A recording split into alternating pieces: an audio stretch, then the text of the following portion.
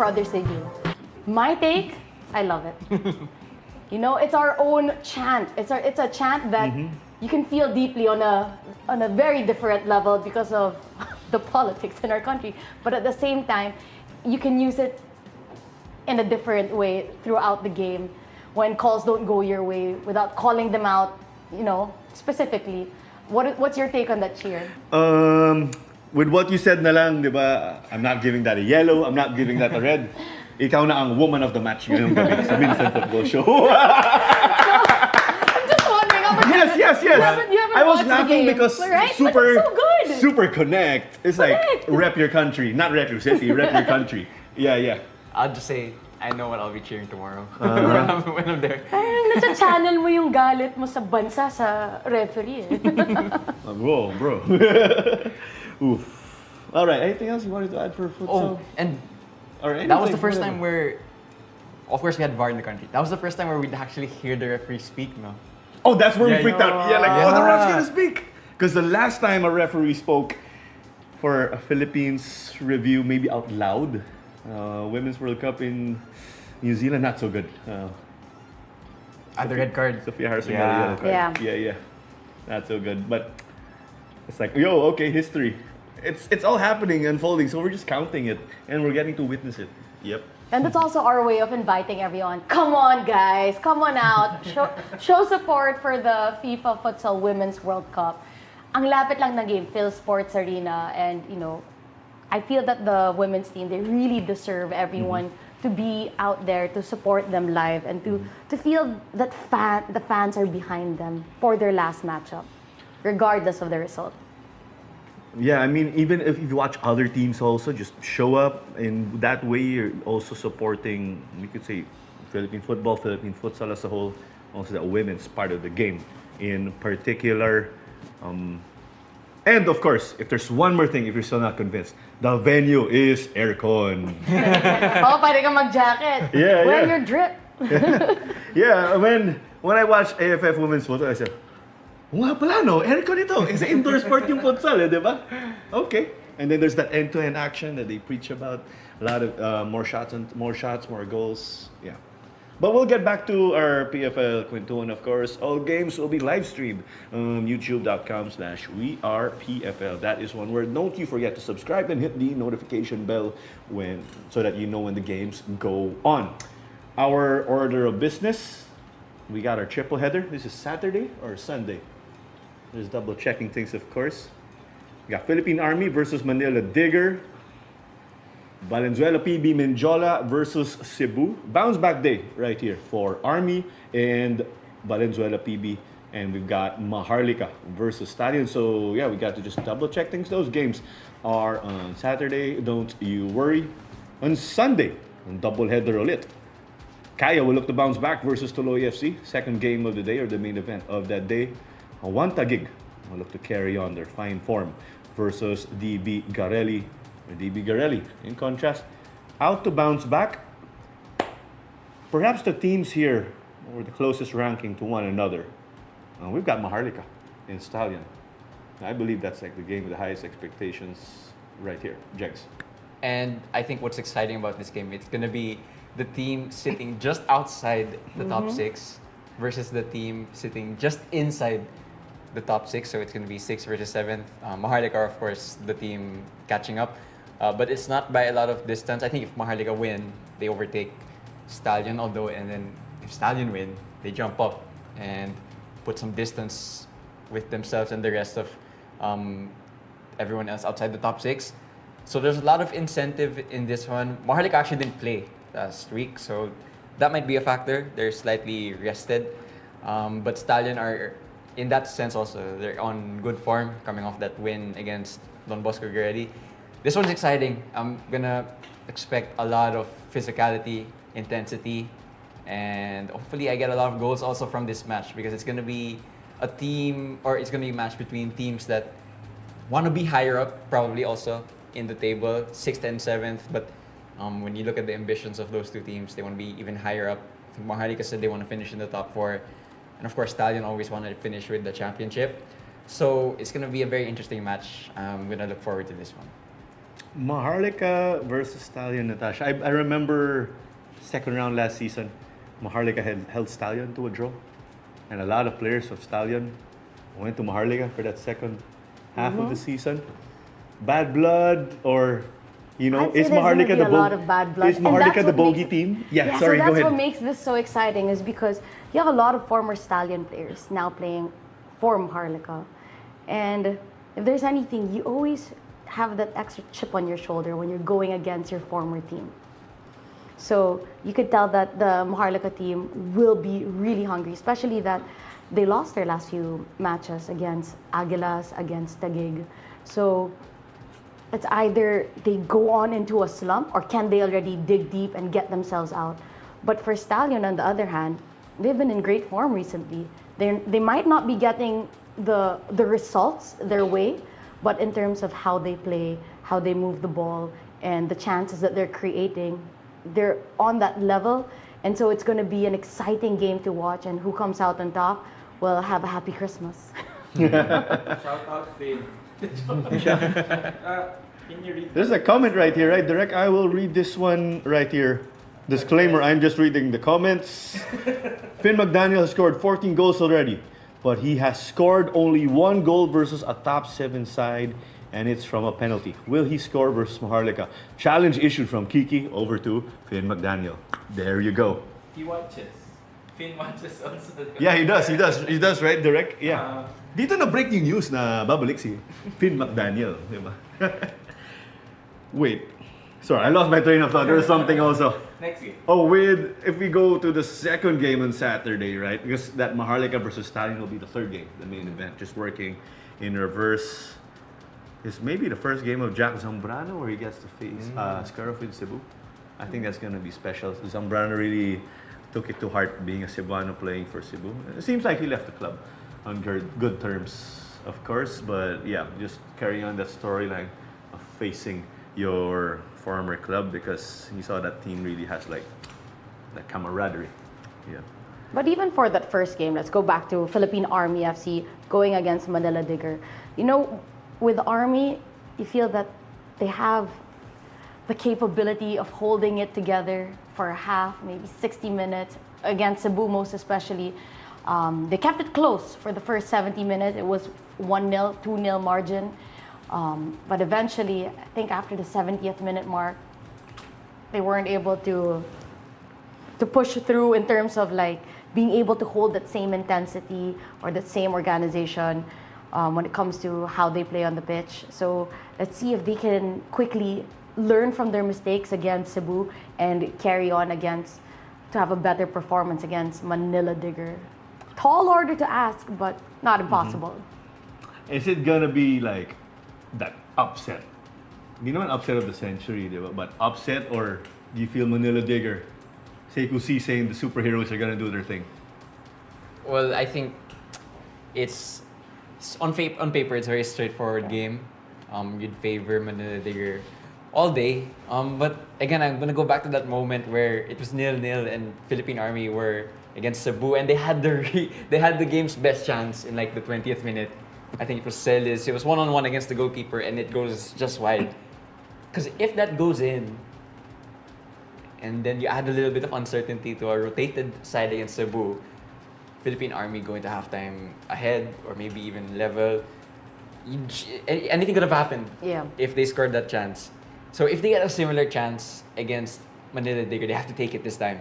And even if they don't end up winning that match, they're just gonna need to add a little bit more uncertainty to their opponents because it feels at times that the games can just fade away from them and whoever's playing them can just control the whole 90. But Philippine Army showed that against Cebu, they have the ability to do something on moments. And again, if they take those moments, it can change things for them. Breaks of the game, as they call, Yeah. right? Or if we put this away, yeah. And you lead that on, of course, to that because that first half, as you mentioned, Army did hold Cebu to 1-0. But then Cebu, who are playing the second game, Valenzuela PB Mendiola versus Cebu, at halftime, they did make halftime substitutions. And, you know, two players for me that stood out in the last Cebu game that, who knows, maybe could break their way in the first 11, Paulos. usually, I don't know why he's not in their first 11 or not always in their first 11, but I think that, you know, how he's been playing and like the goals that he scored puts him in a good spot, as well as the likes of Leo Makiling. Yeah. You know, one of the local homegrown heroes from UAAP, from Cebu as well. Yep. And slowly getting a bit more playing time. And every time he does get a few minutes, he's been quality on the pitch. So many players who could start in that Cebu team. Leo Makiling, Paulos, Fatih Kodoydod Zoda, JB Borlongan, of course, stacked squad also. Right here, they do have a good problem. But with that, of course, our Saturday games will head over to the Sunday doubleheader.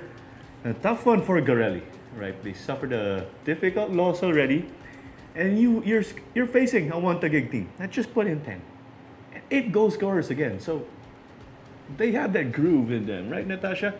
It's something mental, right? But you know as a player that when you have that momentum or that rhythm coming off a good game, it must be great. Yeah, so for Garelli, it's really going to be hard going against one Taguig, as you said. Very technically gifted players, sharpshooters all around the pitch. And for Garelli, it's going to come down to the very few moments and chances that they're going to be able to create those small breaks. Because at the end of the day, one Taguig will not be able to control the game, in the whole entirety of it. So if their best chance comes out in the first 3 minutes, they have to be able to put it away, to be able to really challenge a team like One Taguig that has been really strong on all cylinders and has been in great form, as you've mentioned, beating the likes of Kaya FC. But if we go to the next game, right, I'm not so sure if Coach Taketomo is back already for Tuloy, right? I'm aware he was out with the youth national team. But with this Tuloy FC versus Kaya, Coach Taketomo.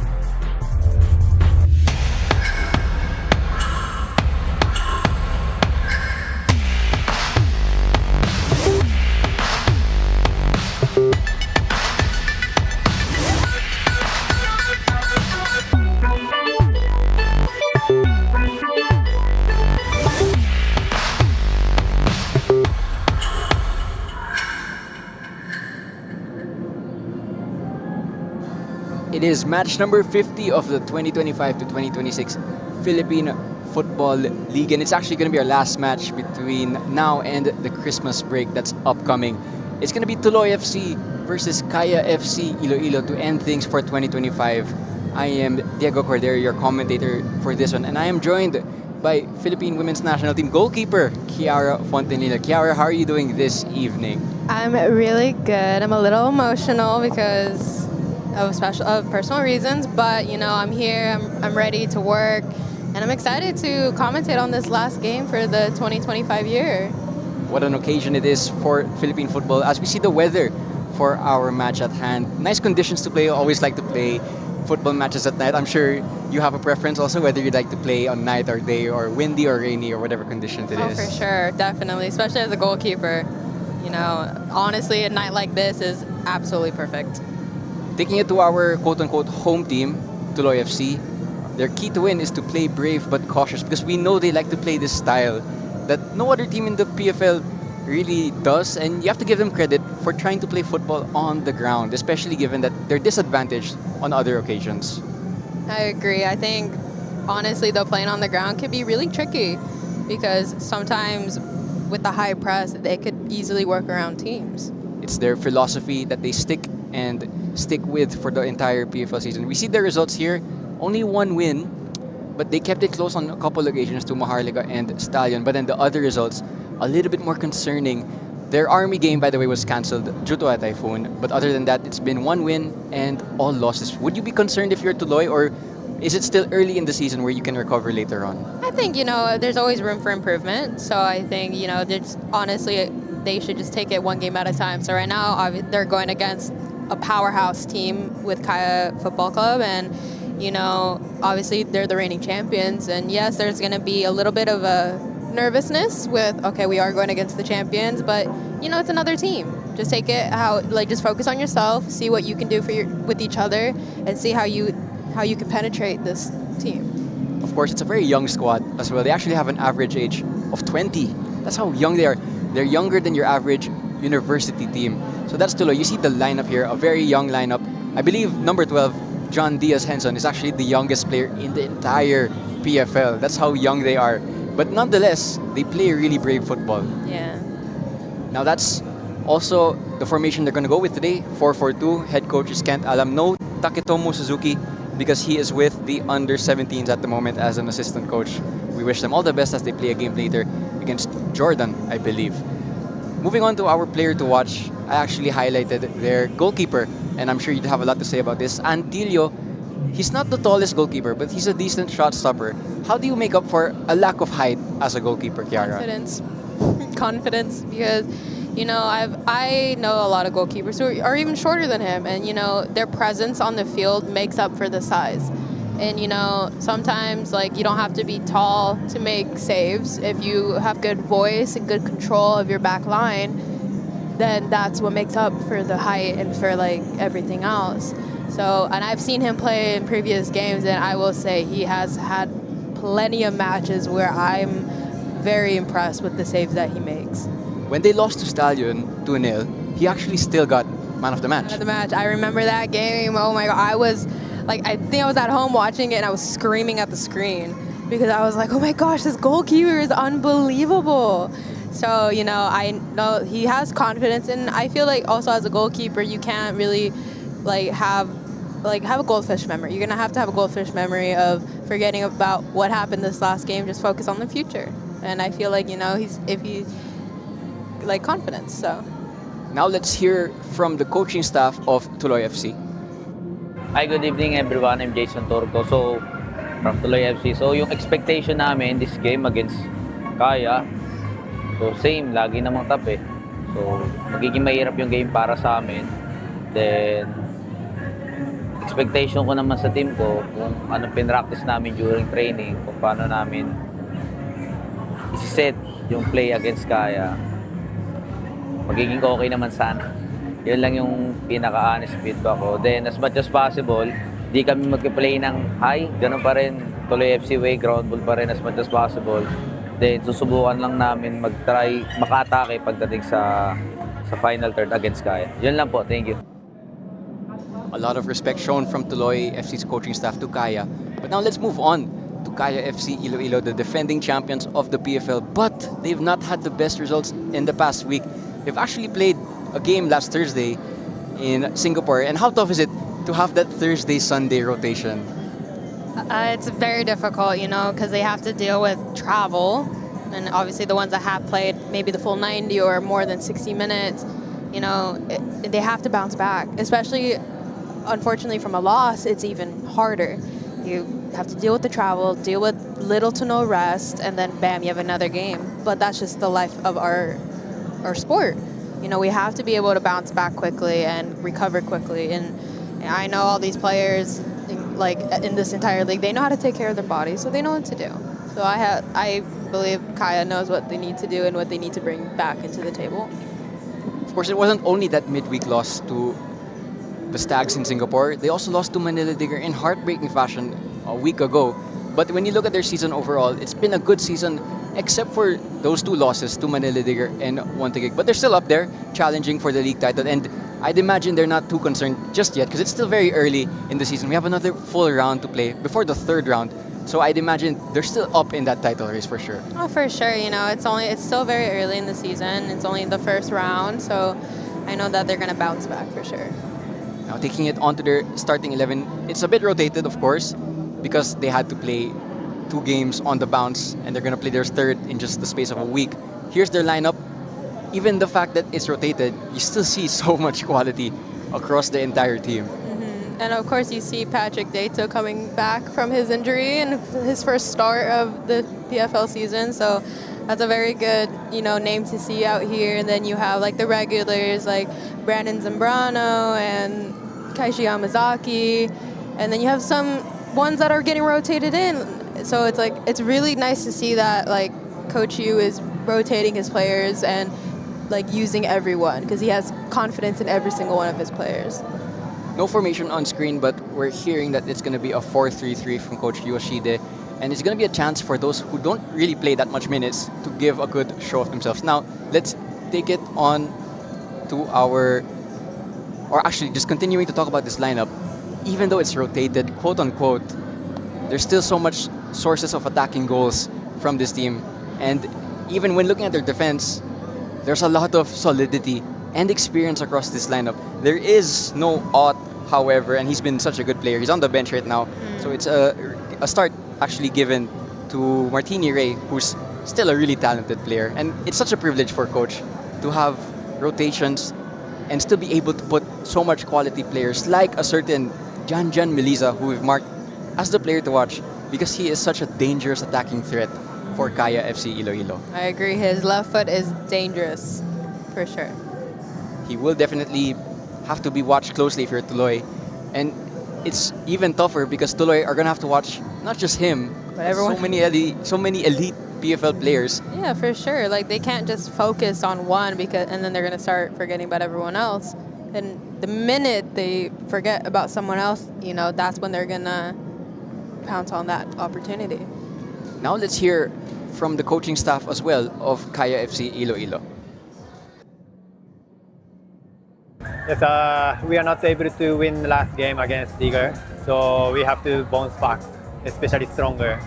This is the last game for this year for the league, so we have to finish strong. Thank you.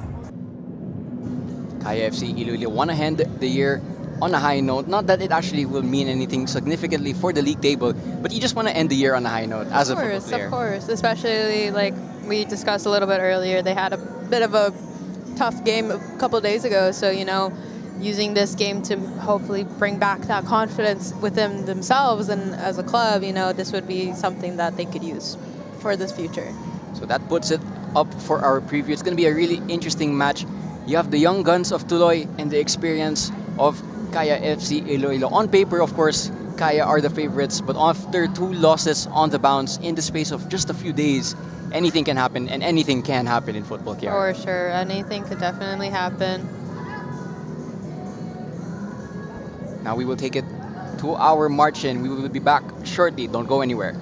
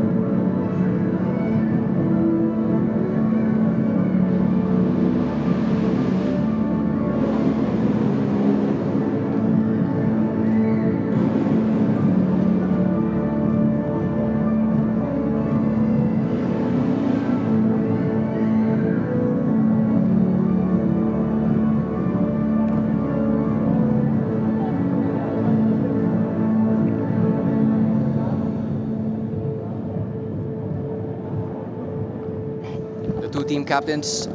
Pictured with our referees, our refereeing team for this evening will be Raymart De Los Santos, Hamid Pashon, Ismael Pashon. The fourth official will be Aldous Mirafuentes II. Our referee assessor will be Alan Martinez, and the match commissioner is Cristina Ramos. As you see, Simone Rota and Siron Sao, two players on the opposite ends of their careers, but Simone Rota is going strong still at his age, isn't he? Oh my gosh, yes, he is. Sometimes I don't believe that he's the age that he is because he can hit those switches like not even a problem for him. And it's so impressive. Like, when I watch him, I'm like, oh, he's like maybe 20, 24. No, not at all. He has that knowledge that not many others in the league have from his experience, of course, with Kaya. And he's played for so many other PFL teams. He also played so many times for the Philippine men's national team. He is their captain, and it's no surprise that he's their captain. As we see Coach Yu Hashide, who will want his team to bounce back from 2 consecutive losses. And it's so rare to say that Kaya have lost 2 games in a row, isn't it? Yeah, very rare, especially with the last season that they had to like now. It's definitely like a kind of a drastic difference, but you know, it's like what the beauty of it for this year is that there's more than 1 round, so they can bounce back. You know, it's not over yet. The fight is far from over. It will be Tuloy FC in their all-white shirts and gray shorts, and Kaya FC Iloilo on the other hand with their all-black jerseys. Kaya will be playing from right to left, while Tuloy will be playing from left to right. As we approach kickoff any moment now, it will be Tuloy to get things started. As we see the 2 benches, a bit of a smaller bench for Kaya, but you still see the quality in their bench, so they could turn to them should they need any changes later on tonight.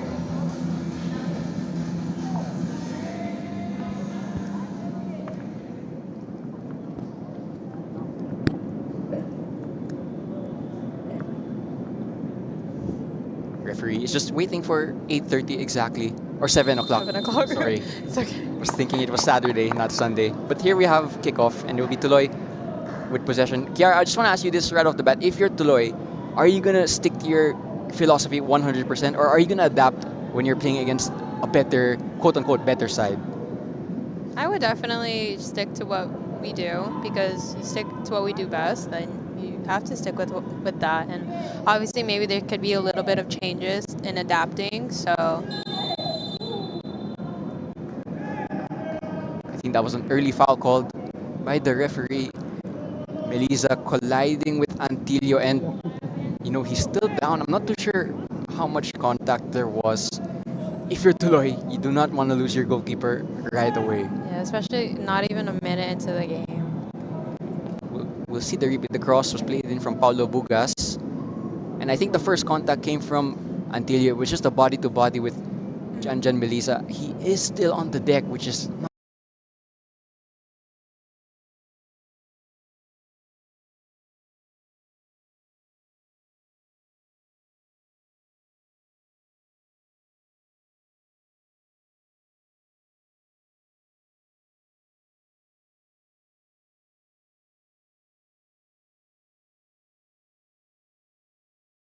an invitation as well for Kaya to press.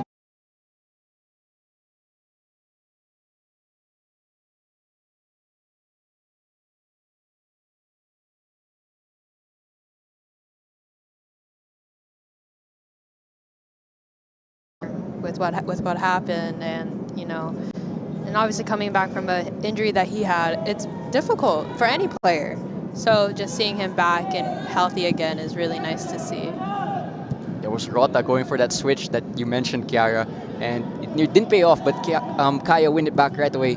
Martini Ray going out to Paulo Bugas, crossing opportunity perhaps for Kaya, but Paulo Bugas is going to recycle possession. But good start from Kaya. They've dominated the territory so far in these opening 2 minutes.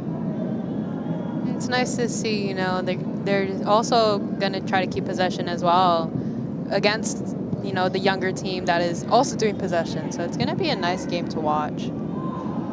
Miscommunication there. And it's back with Pasindanan. He's going to play that to Bugas. Is he going to keep this in? He is. And he's going to go for the cross. Is he? He finally does. It's eventually blocked, but Kaya keep the ball. It's Paulo Bugas once again, who's naturally a midfielder, but going to play as a winger this evening, it looks like. Here's Martini Ray. This could be dangerous for Kaya.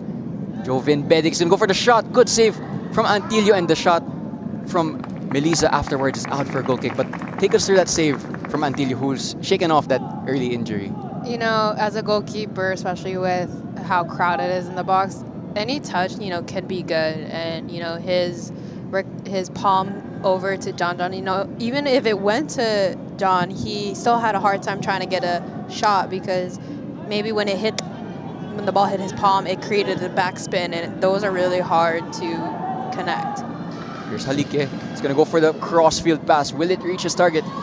Nearly does, but Basindanan is gonna clean up that attack. But that was a good pass from Halike. And you just see, Tuloy are gonna stick with this game plan. It's their way or the highway. Oh, chance maybe here for Halike. Rota with the smart clearance, and Kaya are gonna start their own counterattack. But that was encouraging a little bit from Tuloy. Even you can tell with the energy that Tuloy is giving that they are not afraid of the big dogs. They're maybe thinking, we can hang with them. We got it. And obviously they're gonna have that underdog mentality, but it's even though we're a lot younger, but it doesn't matter. Another good involvement for Antilio. Did well to anticipate that cross, and he's gonna have to do a lot of that, even with his lack of height. You can see that there is a good goalkeeper in there. Oh, for sure. Like I said, it doesn't matter how tall a goalkeeper is. If they have presence on the field, that makes up for everything. Great diagonal from Yamazaki. It's going to force a corner kick. And these corner kicks might be one of Kaya's best strengths, because if you look at the height difference, it's one of the things that Tuloy are heavily disadvantaged from. What do you expect from Tuloy when you have to defend against a taller team via corner kicks? You just have to be body to body. Do not give them any space to have that free header. I've personally had shorter defenders with taller strikers. So, and for me, it's just have that confidence that you're able to defend the taller players. I actually go short, which is not what you expected. Bugas is going to combine with Angeles. No offside. Left-footed cross is going to look for a teammate. Yamazaki makes it 1-0. And after 5 minutes, it's 1-0 to Kaya FC Iloilo. And the marking, it must be said, from Tuloy was not that good. But Yamazaki is not going to turn down that invitation. And that was a really good header from the center back who gets on the score sheet. Yeah, what a header by Kaishi Yamazaki. You can see that he was already signaling hey, give me the ball. I'm wide open. I have that confidence to connect that header. It was a little bit of a strange one from Antilio because he tried to go for that cross, but it was quite some way away from Antilio. Was that a mistake from the goalkeeper, perhaps? Those are the kind of crosses where we might have to second guess, and obviously you have the height around surrounding you, and with crosses like that, it's a question whether do I stay safe and protect my space, or do I go into the uncomfortable zone and try to claim that cross in the air before it connects with anyone else. Halike is going to go for the long shot straight into Simone Rota, but Tuloy will be disappointed because this was a similar start that they made against Taguig FC last week, and they ended up losing that game 10-0. They do not want a repeat of that type of performance. This is Brandon Zambrano with the crossfield to Bugas, now at the left. Angeles in the middle has support. Martini Ray, will he go out wide? He'll try to go central. Bedic finally goes out wide to Jan. He's gonna ask for support from Basindanan, who's usually a winger, but he's gonna play as the right back tonight. Crossing opportunity once again, but it's straight to a Tuloy player. Still with Kaya though. Zambrano straight at Antilio. There's a nice little bit of play from Kaya FC Iloilo, just connecting with each other, build up play, constant passing, constant movement. Chance maybe here for Tuloy to go the other way. Sherwin Basindanan is going to be tested, and he passes that test with the help of Yamazaki. Kaya just need to be a little bit careful because even despite their age, these Tuloy attackers can spring something. But speaking of springing something, here's Bugas. He's forced backwards, so that's good defending from Tuloy.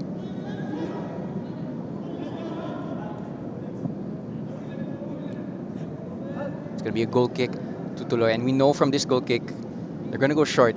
And we see this a lot in modern goalkeeping and modern goal kicks, that the goalkeeper opts to pass it to one of their center backs who are just right beside them. Do you agree with this new modern trend in football, Kiara? To me, it's not modern because I've seen it since I was young. I think it's just, I wouldn't say we're late to the party, but I think it's also been very popular just to go direct because that's what we're comfortable with. But it's really nice to see that that the defense really trusts each other with like playing short and being able to play out. And then obviously when there's times with the high press, maybe that's when we could go long. Here's Paulo Bugas with some space to operate in. He's going to cut inside and win the foul. The foul came from Denmark Urakoy. Paulo Bugas started the game as a right winger. Now at the left wing, Coach Yu just mixing things up, adds a little bit of unpredictability for the opposite back line.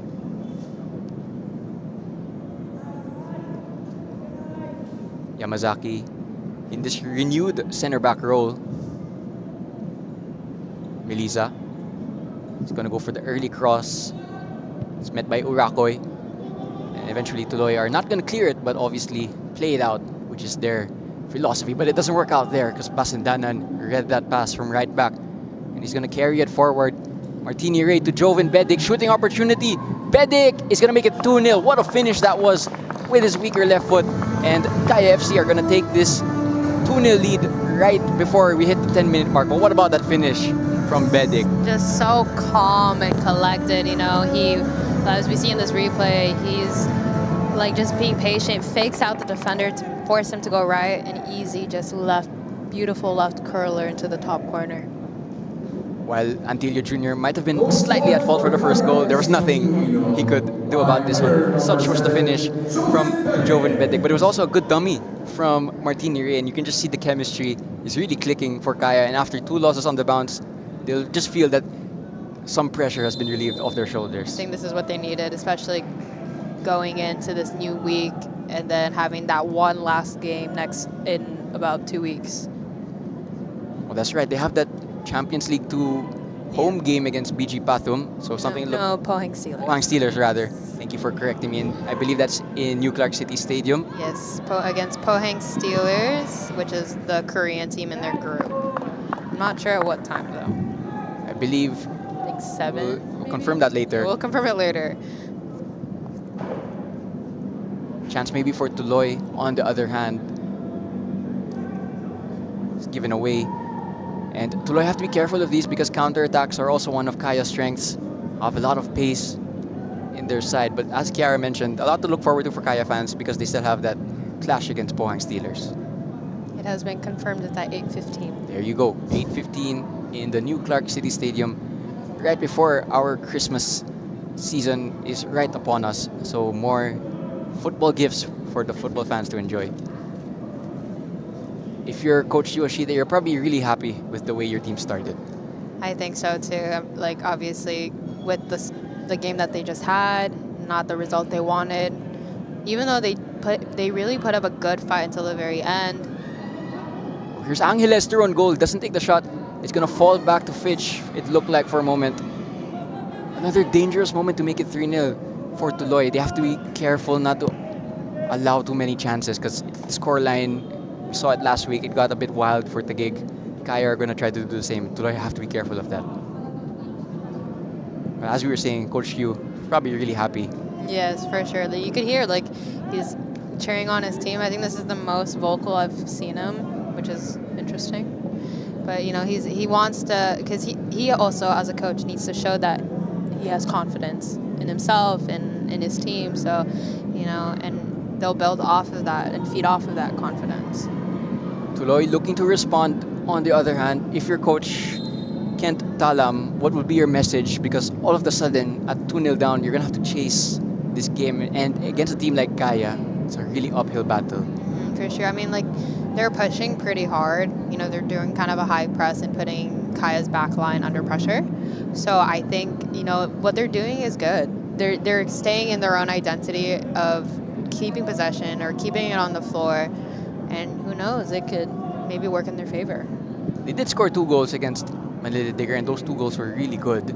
So they've definitely shown that they can actually score against big teams. By the way, for those of you wondering, Coach Taketomo Suzuki of TULOY is not in the dugout because he is helping out with the under-17s campaign at the moment. But Tuloy are going to try to build something here. It's going to be stolen though by Zambrano, and Kaya are going to restart this attack. You can see Tuloy pressing though, but Kaya are going to play this out. Let's see the result of this build-up. It looks quite effective, and Kaya are going to venture to the half line. Here's Joven Bedic going for the switch, maybe a bit too ambitious, so it's back with Tuloy.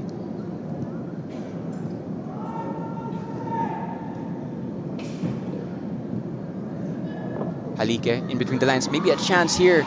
Good tackle from Yamazaki. Dangerous moment there for Kaya, but the midfielder turned defender. Good reading of the game from him. Yeah, see, like I just said, if they keep pressing, it's the opportunity is gonna present itself.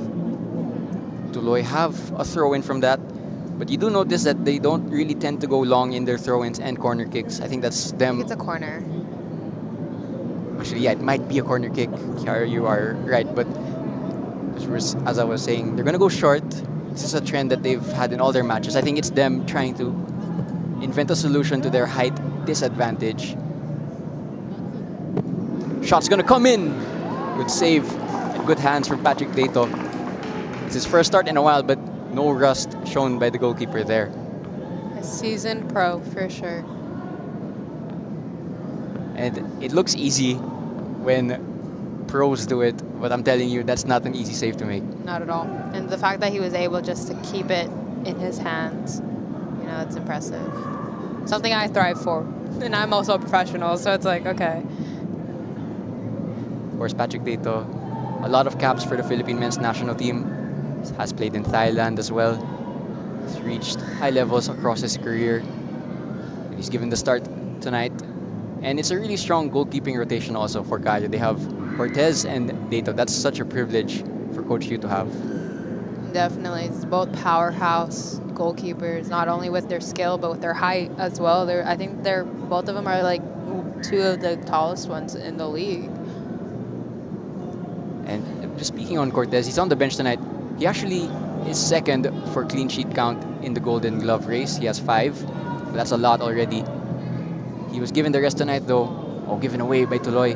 Joven Bedic in a dangerous position. Bedic looking for Martini Ray. Maybe one pass too many. The shot eventually not taken by Bedic, and Tuloy are going to escape that chance from Kaya. It's nice to see that they're doing that build-up play and not trying to just force a shot. They like want to make sure that that shot is clear.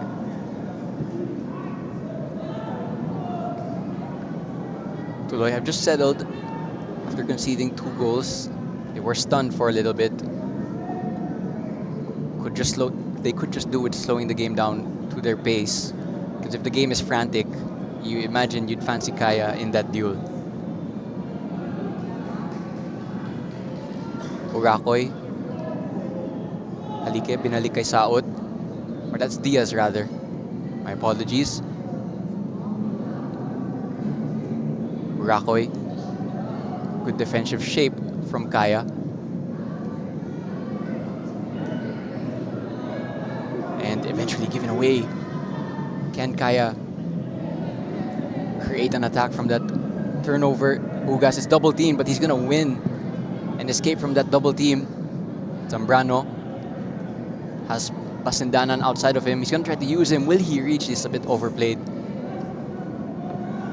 A little bit too much curl, a little bit of too much power, but the thought was there to find Sherman on the outside. Antilio is gonna go short once again, and Bedic is gonna accept the invitation to press.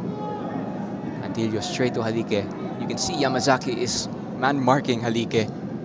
I think that's also because they recognize the fact that Halike is quite a talented individual as well. Turnover once again in the midfield. Here comes Janjan. There's an offside flag called, even though Janjan wasn't able to control that.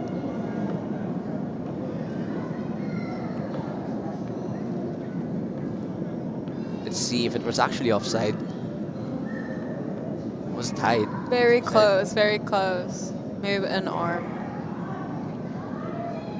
Tuloy actually one of the teams that from time to time try to play their opponents offside. It's a very risky tactic because if you have opponents that time their runs really well, they'll get in behind you with a lot of space.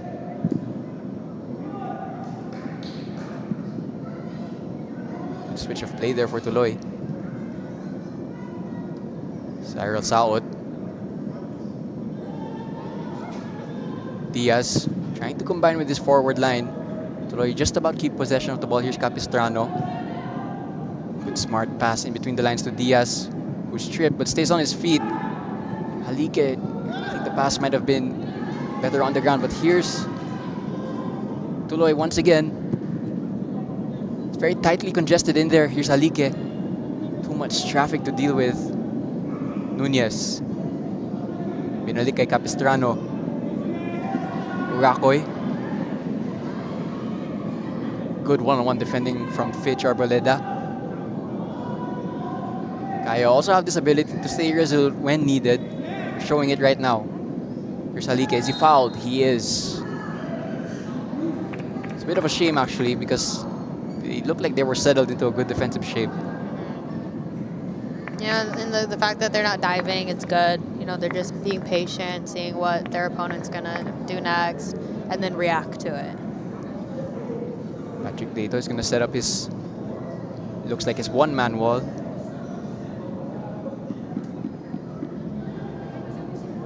Actually, Dato asking for it to be a two-man wall. Interesting to see what Tuloy are gonna do here because they usually go short from these types of scenarios. They do it again. Instead of sending it straight in, they go short. Sometimes it works, sometimes it doesn't. Eventually, you're going to be forced back, so they're not able to take advantage of that set piece. Even with that height of disadvantage, could they just do with maybe pelting it into the penalty box? You can, because the more bodies that are in the box, the more chances you have. Martini Ray has space to look forward to. Tries to play to Melissa, but that's too close to Antilio.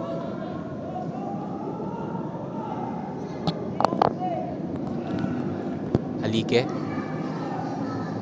Halike is having to drop really deep despite the fact that he's a striker just to get involved into play. Here he is again though. Goes for the reverse pass. Simona Rota read that all day long. But Tuloy still have the ball.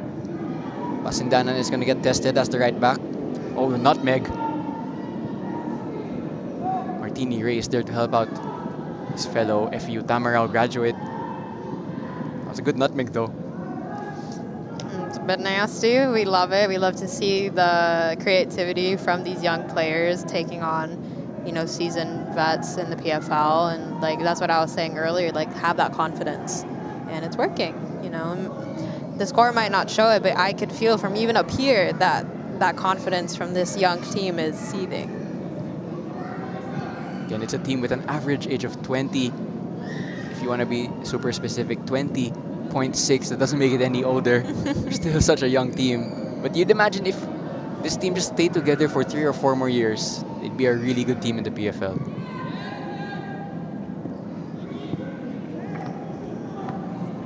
Rota once again showing his passing range. And it's such a big advantage to have a center back who's just as good as he is defending with the ball.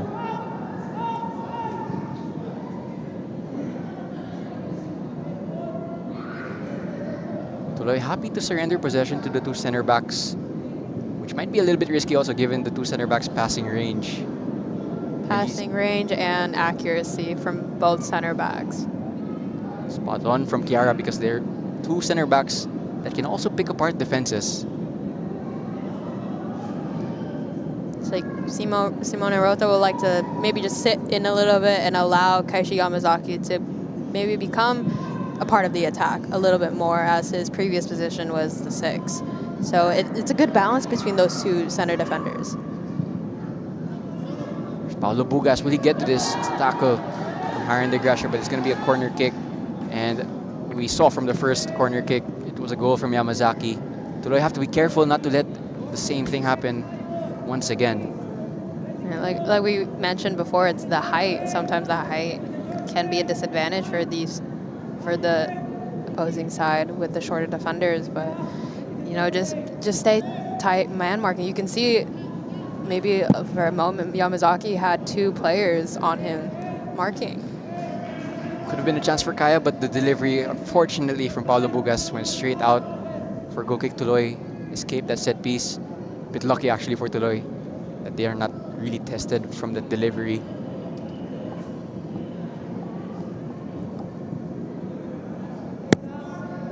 Tuloy are gonna try to play out once again. High pressure is gonna be applied from Kaya nonetheless. It's gonna pay off. Here's Bedik, Melisa. Janjan Melisa going for the shot with his weaker right foot, straight at Antilio.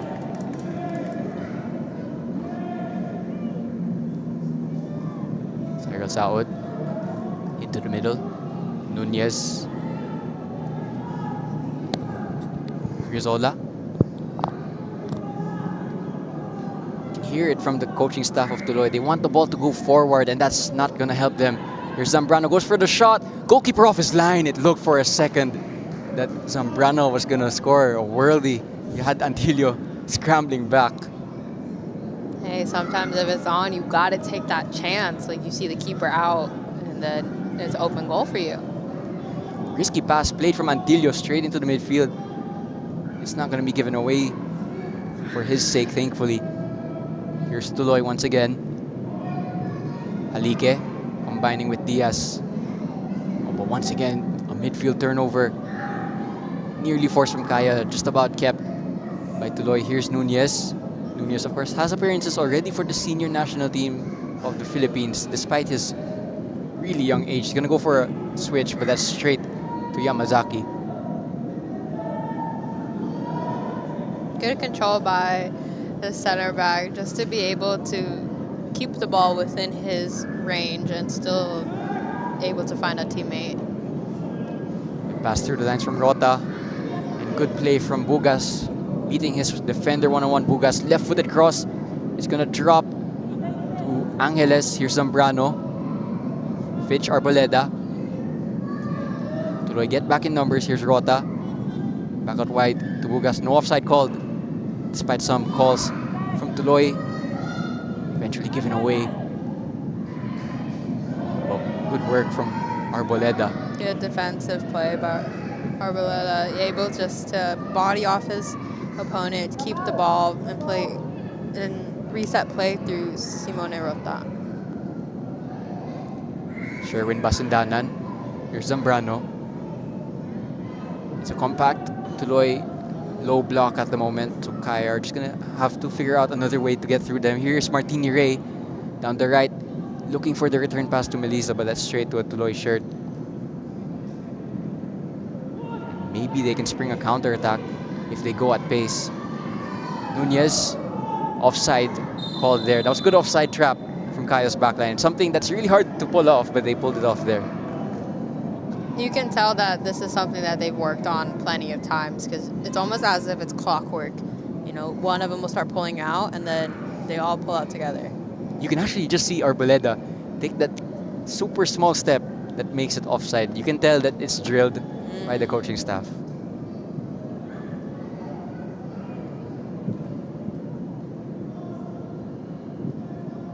Chance again here. Melisa. Martini Ray is going to go for the low cross. Here's Bedik using his strength. Bedik is going to work the shot straight at Antilio. But it was a good chance for the number 7 to get another goal.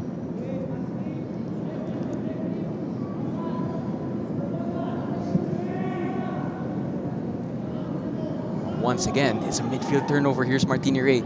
Shot from there is ambitious though. And it's going to be another save for Antilio, who's calmed down a little bit after being really tested in those opening 5 minutes or so.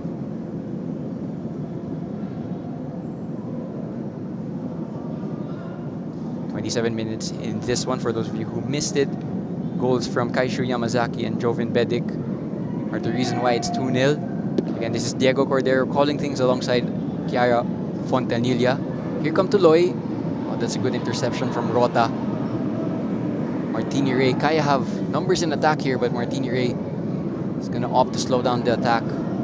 Bugas forced backwards, but keeps possession. Here's Arboleda, who's a right-footed left back, which is bit of a harder role to play, but he plays it well nonetheless. Oh, for sure, and even as a right-footed left back, it gives him the opportunity to hit a cutback to switch it to his right foot.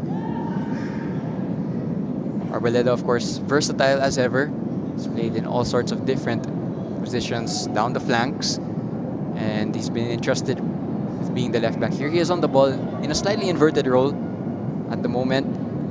Angeles. Zambrano. Very deep line from Tuloy. Melisa. This Tuloy shape quite stubborn at the moment. Masindanan is going to work across. Is going to find Zambrano. Shot is on and it's taken.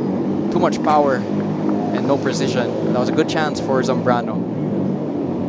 He's going to want that one back for sure. You know, I think he had a feeling that maybe you can tell by his body position. He's maybe leaned back a little bit too much, which is going to unfortunately make the ball go a little bit overpowered.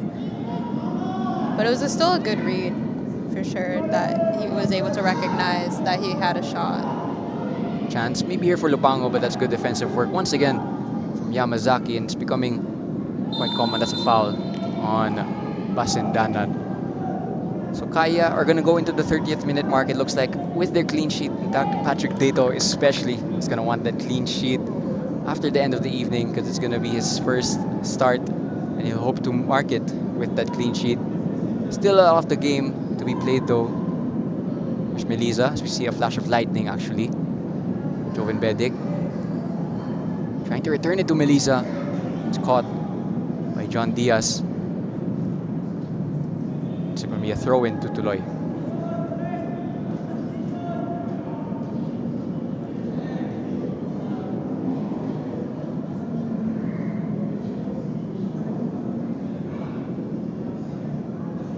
This will be taken long, but it's straight to Angeles, who gives it to Zambrano. Back to Angeles. Now it's Martini Ray, crossing opportunity. He's gonna win a corner kick. No, it's a goal kick. So that's good defensive work once again from Tuloy's center back, Cyron Saud. Of course, there are two Sauds on the pitch. We have Cyron, the center back, and Cyril, who is in the midfield.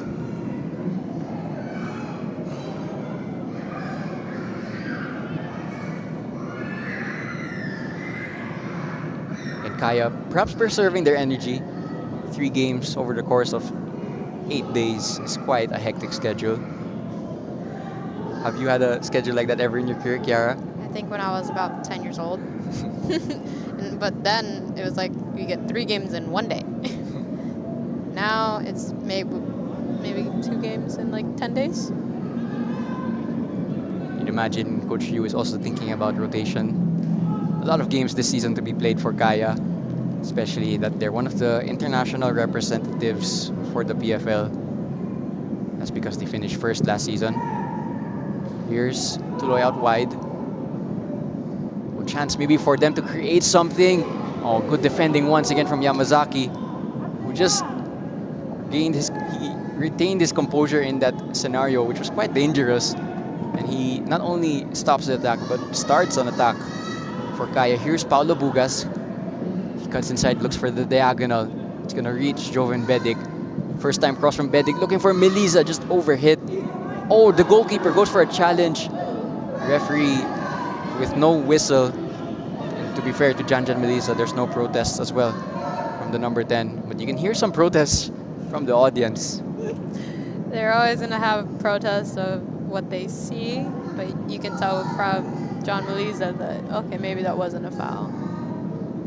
I think it's a good indicator that Melisa didn't even ask the referee for it. But that was a bit of an uncertain moment for Tuloy. Actually saw Antilio look at the referee right away, but to his graces, the referee didn't call a foul. Chance maybe here for Tuloy. Pasindanan having to do some defending. Shot is taken, but that's not gonna test Patrick Dato.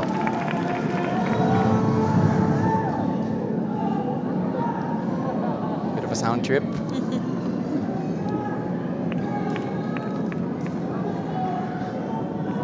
Here was that collision between Antilio and Janjan Melisa. I want to get your thoughts on this one. No, that's clean. Body to body, you could tell they both just at the same time went shoulder down, and I wouldn't consider that a foul. Of course, goalkeepers get extra scrutiny whenever they do any contacts. Don't get favoritism. Exactly. But referee Raymar de los Santos is opting to give leniency towards Antillo. Arboleda going to keep this in. He does, but he loses possession. It's a foul from Arboleda. Referee Raymar de los Santos still yet to issue any yellow cards in this match. We'll be hoping that he doesn't need to for the rest of the 90 minutes. It's always nice when referees don't have to dish out a lot of yellow cards. It just means the game flows smoothly.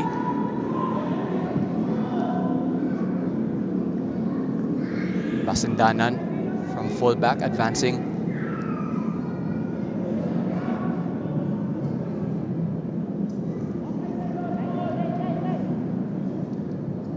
TULOY have settled and they've regained some form of composure defensively, at least, because in the opening 10 minutes you just felt that this could get a little bit ugly in the first half for them, but they've kept it at 2. They stopped the bleeding, you could say. So they're still 2-0 behind, but at least they've regained that defensive solidity. And they're able just to hold the powerhouse only 2-0 within the first half as well.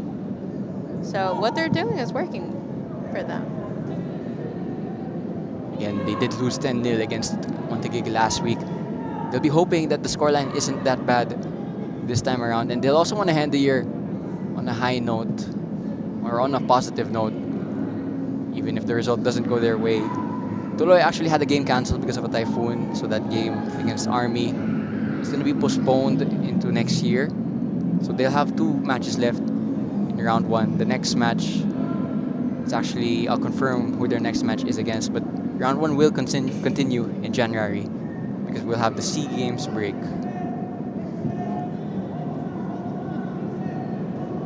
Rota really advanced.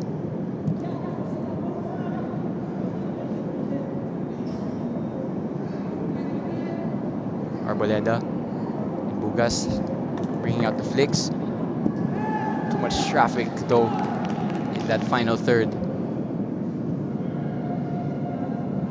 Is it risky for TULOY just to allow the 2 center backs of Kaya to have this much possession? No, because if you look at where the Kaya center backs are, it's not really in a dangerous position. It's better if they just sit because, as we know, both of Kaya center backs are very good at those long passes. So if they decide to pull out from their defensive line to press these center backs, it could be dangerous. Yeah, it becomes a little bit of a chess match in that part of the pitch. That was a foul, by the way, by, I believe that was Bedic, over eager to win back possession. TULOY, I think they'll be happy with the fact that they're settled after being stunned in the opening parts of the game. Can they maybe start asking more questions in their final third? Oh, Antillo's not going to help that case because that pass is straight out for a throw-in. Antillo's having to do a lot of play with the ball in his feet. Of course, modern goalkeepers, they need to have that skill set. It's definitely also like a skill set that we have to work on through our years of being in a very tough position. So it's not just shot stopping that coaches look for when they see goalkeepers. It's more than that. It's shot stopping. How are we able to control our defense? If we're able to control our defense, are we able to stay in it mentally the entire game instead of just when we're in the play, and obviously our foot skills. So it's definitely something that coaches will look for in a goalkeeper, because we're not always in the play. So if we could somehow help the rest of our team to keep up their performance, keep up their confidence, like for myself, I'm the biggest cheerleader. Like I will always try to keep that positivity throughout the team, and just hopefully they can feed off of it as well. Player down here for Kaya, it's Paulo Bugas. I'm not too sure what for, because he went down without any collision, which sometimes might actually be more concerning then going down after collision. It looks like he'll be back up to his feet, but I'm trying to figure out where he went down from.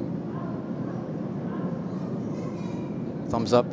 Back to the Kaya bench though, so it looks like all is good. But speaking about goalkeepers, Patrick Dato hasn't really been tested yet by Tuloy, and they'll want to change that. But I think also another sign of a good goalkeeper is that even if they're not involved, when they do get involved, they're alert and they're not asleep from the fact that they haven't been involved the whole game. Exactly.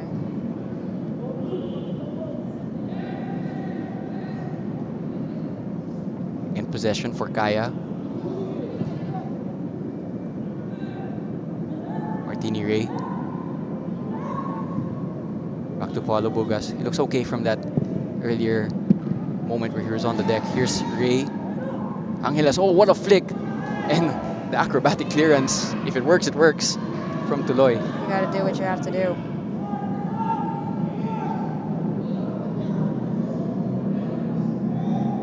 Again, Tuloy just unable to win back the ball and then progress. They can win back the ball in their own defensive third, but it's about keeping it for the next 10 seconds. It seems to be the puzzle that they can't solve at the moment. If you are Tuloy, what do you think are some tweaks that they could make as the end of the first half is approaching? I think they need to have a little bit more movement off the ball. I feel like when they pass, like especially the passer themselves, kind of just stay in one position, and with that it's easier for the, like on the attacking phase, like the defender to read. So I think that's definitely one. I also feel like it's a bit quiet as well. I think they need to communicate a bit more, especially with the more movement they have. Their passing itself is good. It's just because there's no movement, they're just guessing like, okay, maybe they'll go there in that space that we want. That was a chance also for Joven Bedic. Got on the end of that header. Here's Janjan Meliza. He's gonna go inside looking for a teammate, but that's straight to Grizola. Again, it's these type of scenarios where Tuloy can't really escape. Although they do so here, can they now venture into the final third? They might have a chance here. Dato is gonna stay on his goal line. Chance for Tuloy. Reduce the deficit, and that's a save for Dato. He hasn't been involved in this match, but he was alert there, and he's giving a lot of words to his defense. It was a good save from Dato.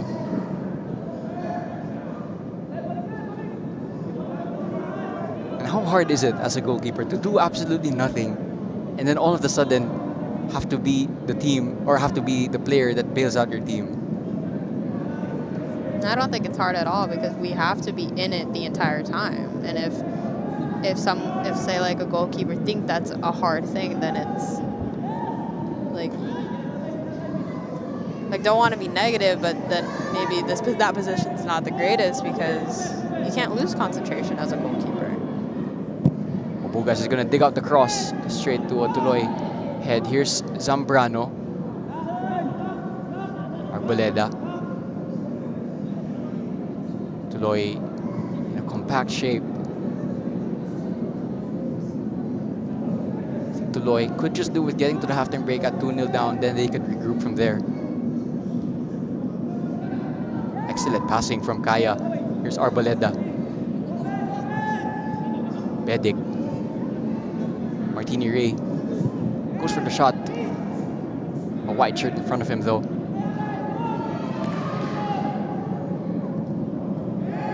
Alike swarmed, but he escapes from that pressure, to be fair to him. Here is Urakoy going for the switch. It's a bit underplayed. It's gonna go back to Urakoy, or out for a throw-in rather. Again for Tuloy, they've gotten into good positions once or twice. It's about making the correct pass and executing it well.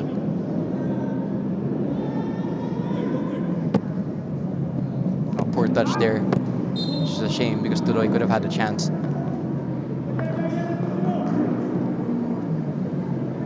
And after going 2-0 up in quick succession, Kaya yet to add to their tally, but I wouldn't imagine they'd be too displeased with that. Again, you'd imagine there's a lot of tired legs also on the field right now. For sure, I believe. Like obviously, we said that they have rotated in a lot of their game changers, but there's still a few bodies on the field that played the full 90 on Thursday. Late tackle on Bedic from Capistrano. Bugas is gonna go for a goal, but the referee is not gonna allow that free kick to be taken quickly. That was Tuloy's number 15, Capistrano, letting Bedic know he was there.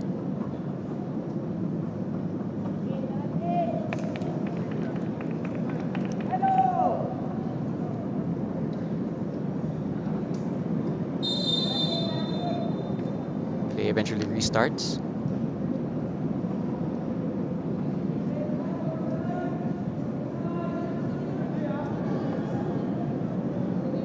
Here's Bedic. Has one goal to his name rather. He'll be hoping to end the night with more than that one goal.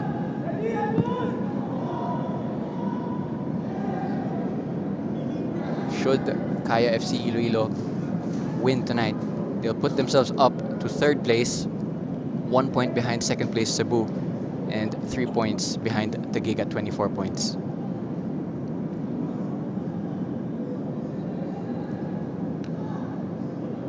Oh, no offside flag called there.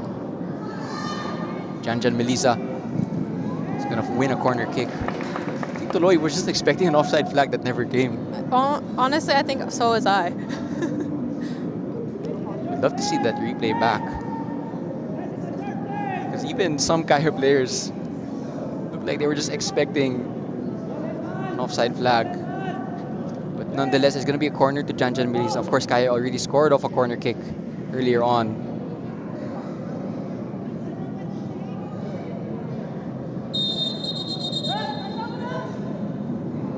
Referee is just saying there's a little bit of extra pushing on the goalkeeper, something a lot of defenders and attackers like to do on their opposite goalkeeper. Minimum of 1 minute will be added on. So you'd imagine this could be the last chance for either side. It's going to be sent in by Melisa in towards the 6-yard box. Antilio punching it away. It is very hard for a goalkeeper there when the 6-yard box is so deeply congested. It's like a lot of bodies around us. Sometimes we're getting bodied, so we're not able to connect a full jump to get our hand on the ball. But he did a pretty good job just demanding his area for himself. Here's Bedic. Bedic is going to keep possession just about before it's eventually stolen. Here's Halike. Has players in front of him. Goes for the nutmeg, but Bugas is going to get that. No foul called by the referee. Halike off the field, so the referee doesn't have to stop the game. Bugas looking for Melisa. Will he reach this? Just about goes out of play. And Halike is actually being pushed back onto the field. The referee is not having any of that. But of course, when the player is pushed back on, it means that the game has to stop. It needs to stop, yeah, because you never know. It might be a very concerning thing, especially if since you can see that he's holding his head. You never know what might be happening. Here was the collision. It was Halike and Arboleda. He goes for the nutmeg, and he gets it, but he's shoved off. I don't think there's any malice in there from Arboleda, but you can just see there was a collision between Halike's cheek, it looked like, and Arboleda's shoulder. By the way, that was actually the last play of the first half. So it's 2-0 in favor of Kaya FC Iloilo. Goals from Kaishu Yamazaki and Joven Bedic separate the two teams. Will Kaya be happy with this first half, Kiara? I think so, especially the 2 goal scorers. I think they would definitely wanted to get that back for themselves. Ladies and gentlemen, the halftime score is... Still 45 minutes left for this match and by effect for the PFL in 2025. 2-0 in favor of Kaya FC Iloilo. Don't go anywhere because we'll be back for the second half.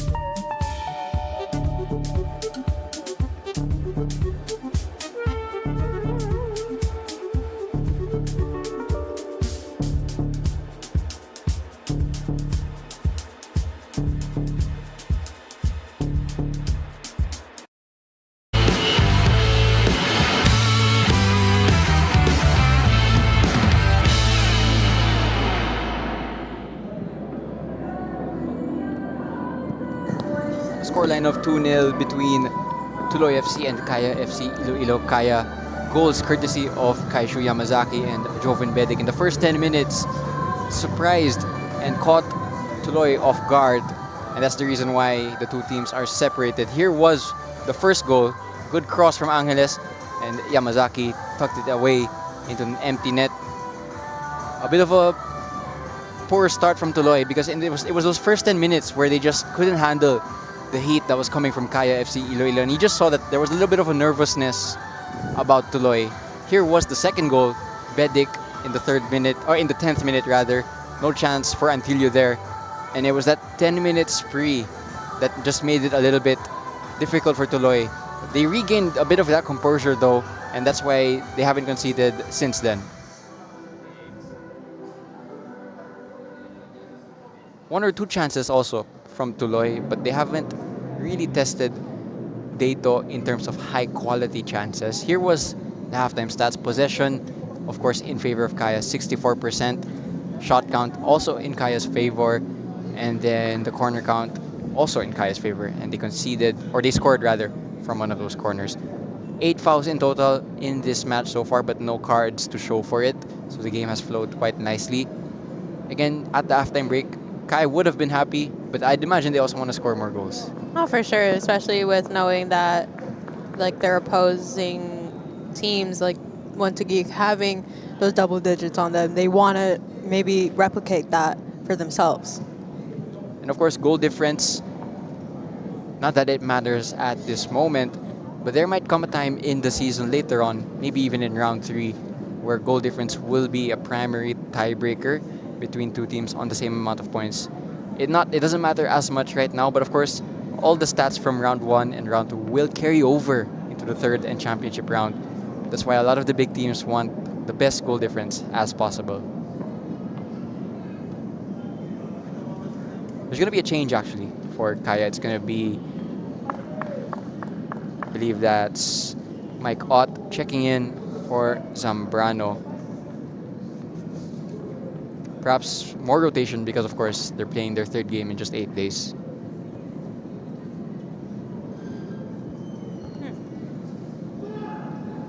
If you're Coach Yoshide, I'm sure the message would be more of the same. Perhaps he'd like a little bit more penetration because Kaya had a lot of possession in that first half. 2 goals to show for it. But they could have had more actually, given some of their chances.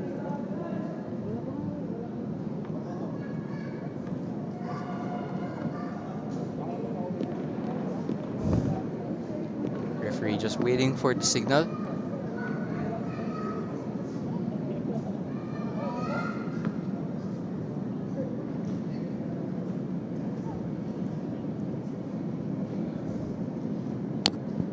Still waiting for the signal.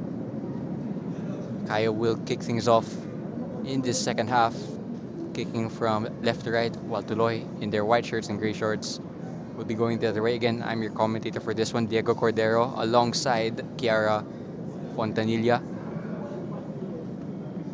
Just not too sure what is being waited for, because we've had the 15 minutes required in the halftime break. And finally, Raymar De Los Santos is going to allow the second half to start. Possession for Kaya FC Iloilo. Number 6, Franco Zambrano Lopez is replaced by number 5, Mike Ott.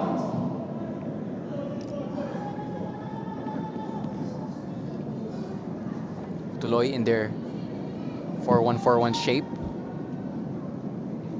Diagonal to Janjan is going to be intercepted. But again, Kaya center backs have the ability to play those diagonals. They can just unlock any type of defense. Oh, good footwork from Basindanan. He's going to drive in field. Couldn't find a pass to Bugas. Oh, this is going to bounce kindly to Bedic. Here's Bedic. I think he was surprised out of anything that it actually bounced so kindly to him.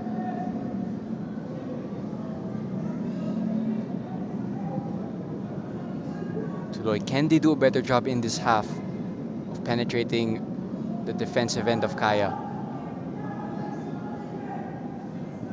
Oh, That's a risky pass to play straight to Joven Bedic.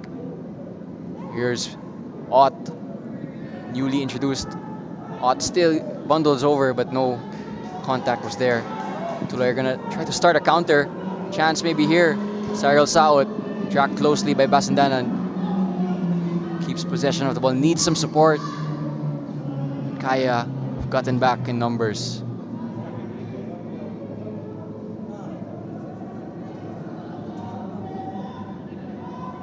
Shot is going to be taken from distance. That's not going to test Patrick Dato. But that was a good 30 seconds or so from Tuloy.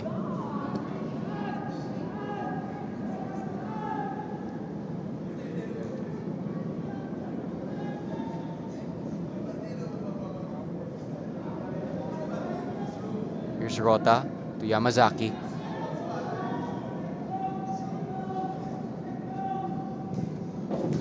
Martini Ray just about keeps it.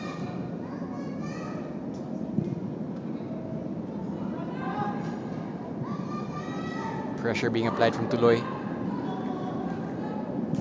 Pressure nearly paying off. Throw into Kaya. You can see now that Tuloy is doing a little bit of a higher press, just to maybe force a mistake from Kaya.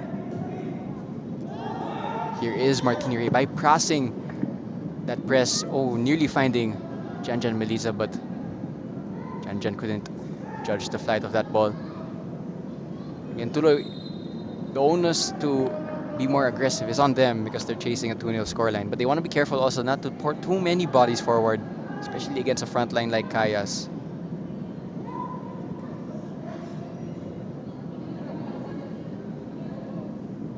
Halike just about keeps possession. Nunez has space to operate and he's going to go for a reverse pass. Cyril Saot is through on goal. Cyril Saot, what a save from Patrick Dato. Chance is still on here. And eventually the tackle from Arboleda, but that was Tuloy's best chance of the match. And that's such a good save from Patrick Dato. See, those are the moments I was mentioning, how we're not always in the play, but when we're needed, we have to be on. And, you know, Patrick Dato was called and he answered perfectly. A sign that a goalkeeper has excellent mentality is that they keep concentration for the whole game.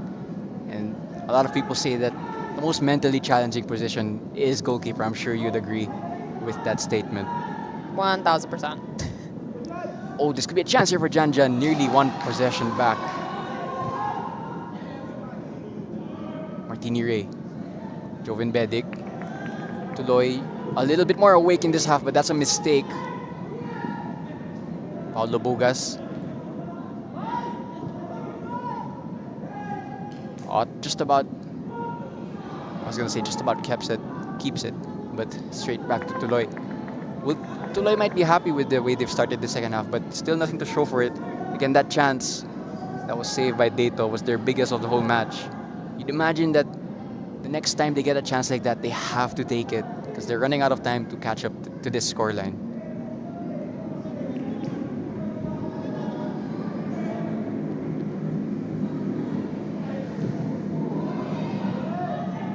Physical duels there. Halike. Binalik kay Diaz. Gave it in turn to Nunez. Halike is a striker, but he's having to drop really deep at times just to get involved in the play. Lupango is going to chase this, but Yamazaki had a better starting position, and Dato is going to be pressed, but he has the composure to play out from that pressure.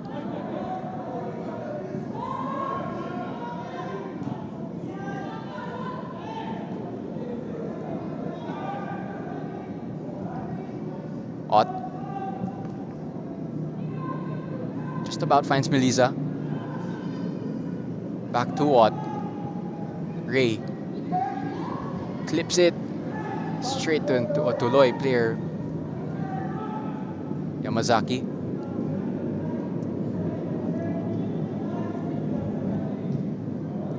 Paulo Bugas. Early cross towards Bedic. It's met by De Gracia. Good intervention from the number 5 because Joven Bedic was lurking. Oh, good pass from Halike. Here's Cyril South. A lot of the good stuff from Tuloy is coming from him. Up against Yamazaki. Is that a foul from Yamazaki? It is. It's going to be a free kick to Tuloy in a pretty promising position. Quite far out, but Patrick Dato is going to have to set up a good wall here. And Tuloy have had a good 5 minutes, would you say? I think so. They have had a couple of chances just from these last 5 minutes. They had that amazing chance from Cyril Sao to take the lead, which Patrick Dato saved. It's going to be the same duel here because Cyril Sao is setting up to take this free kick, and Dato is going to set up his wall. And a lot of fans are going to wonder, what does a goalkeeper actually say to his wall in these types of scenarios? Just directional, like right, left, stay tight, don't jump, take the hit. It's going to hurt for a second, but just, you know, it's better than letting a goal go in by like flinching away or something. It's a very tall Kaya wall. Cyril South is going to have to hit this perfectly. And it's straight into that wall. Janjan Melisa. Counter-attack possibilities here. It's actually Yamazaki who's furthest advanced. Janjan just about keeps the ball. He's going to find Yamazaki. Too much traffic in front of him.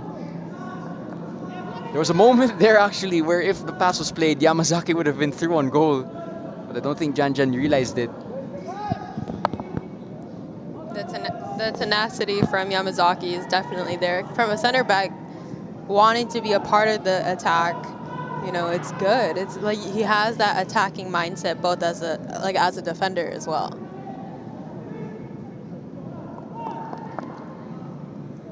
Tuloy with possession. Rota's gonna give it back to Dato, who's gonna go long. Bedic started from an offside position, so he's not gonna challenge from that. Again, for Tuloy, I think the coaching staff will be happy that they've established some form of control. Next step is to get on the scoreboard. Well, first touch from Cyril South is excellent, and so is the defensive work of Kaishu Yamazaki, who's making a really good case for man of the match at the moment. He scored the first goal, and he's been very solid as one of the center backs, for sure. I would agree with your statement that he's making a good case for himself. And not only does he stop the attack, he actually won the goal kick in that play. So possession will stay with Kaya. Here is Yamazaki. Pasindanan. Martini Ray. High pressure being applied by the youngsters. But Kaya are going to play out from that pressure. Here's Bedic. Bugas down the right as my voice is actually a bit parched at the moment. Bugas is going to go for the clip ball straight to Ott. Header, just couldn't get it on target. That was a good chance for Ott, and that's the type of chance he usually takes.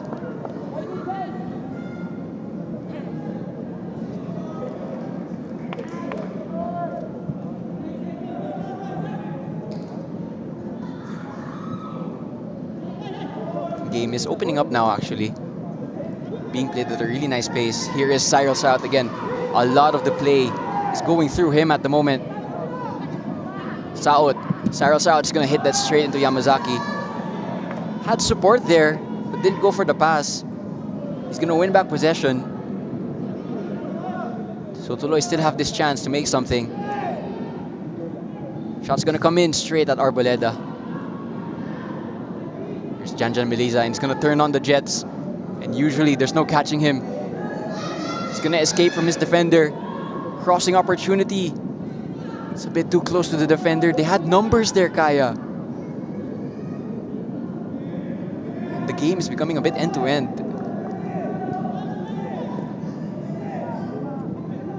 I think Kaya are just going to slow down the game a little bit because it's been a bit breathless past 5 minutes. Here's Bedic. Given away. Not once but twice. Here's Janjan Melisa. Bugas.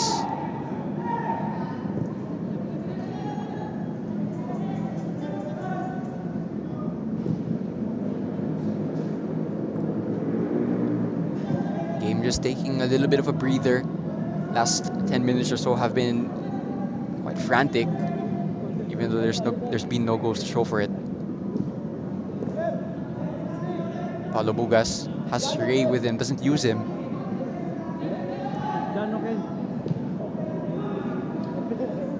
Rota. Jan.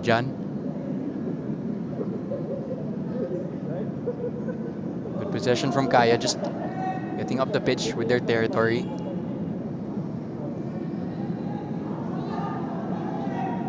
Angeles. No rush from Kaya. Here's Yamazaki advancing into the midfield. Paulo Bugas. Crossed in straight to a defender.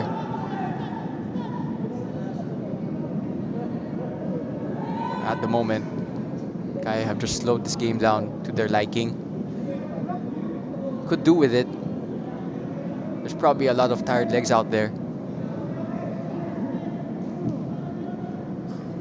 Rota trying one of those trademark diagonals, but it's straight to the defender.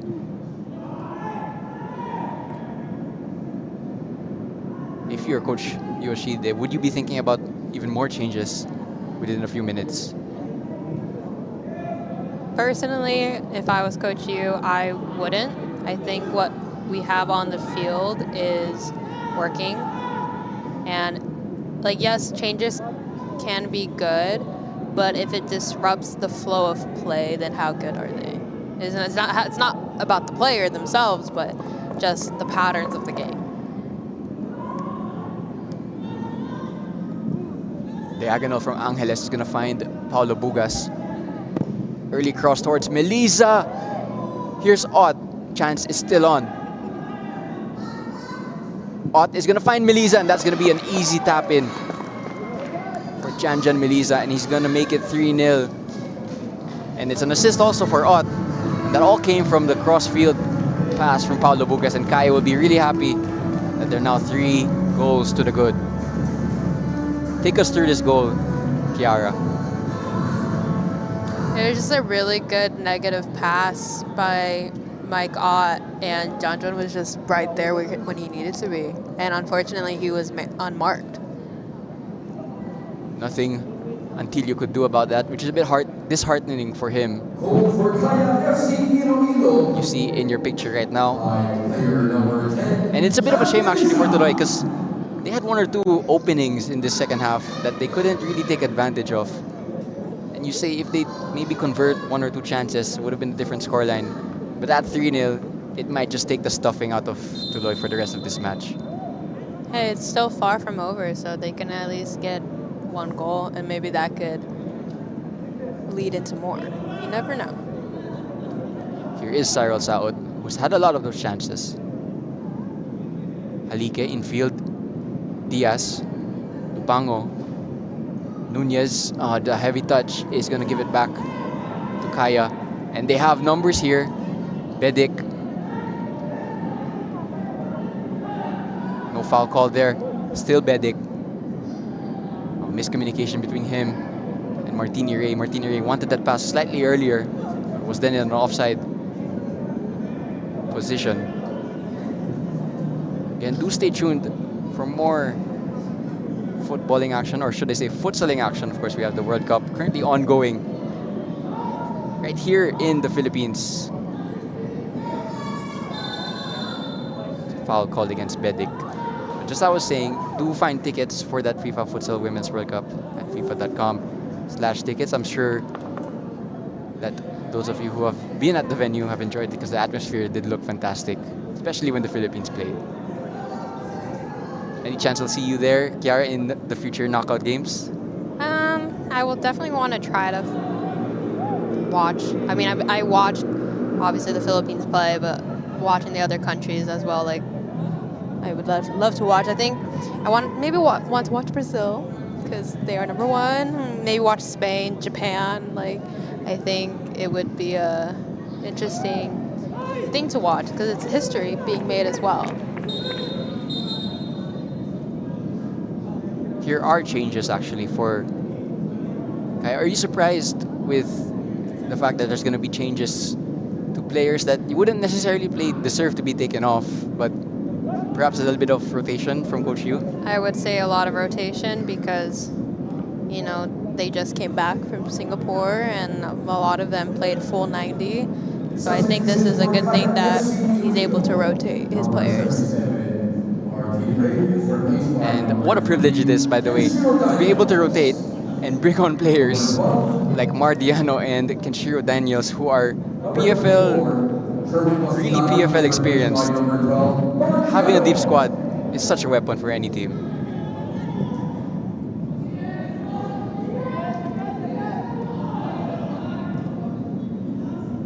Let's see, as you did mention earlier, sometimes substitution can just disrupt the flow of the players on the pitch right now. Let's see how they jive with those who are playing since the start. I think with a team like Kaya, where they have a lot of good chemistry with each other, I feel like even when the subs are going in, like there's no disruption. There's Bedik. Bugas passes short. Bugas was unable to control that.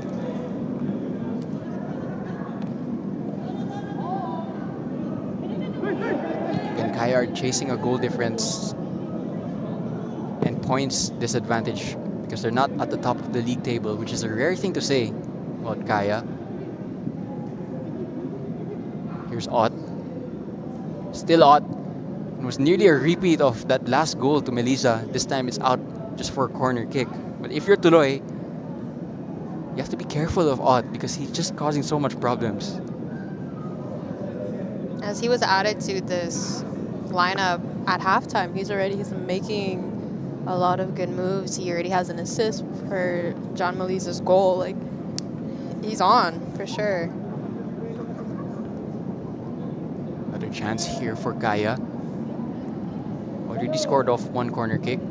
This one is a very high one in towards Rota. Back into the danger zone. Eventually cleared. Here's Bugas with the Kung Fu kick. But it's way over.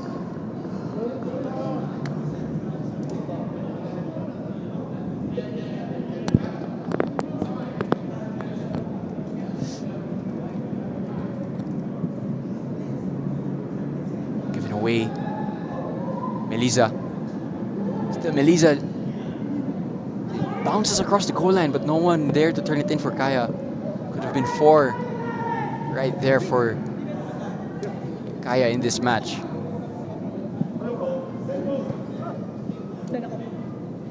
You can just feel that the energy from Tuloy is slowly just draining out. After that third goal, there's some distance now between the two teams.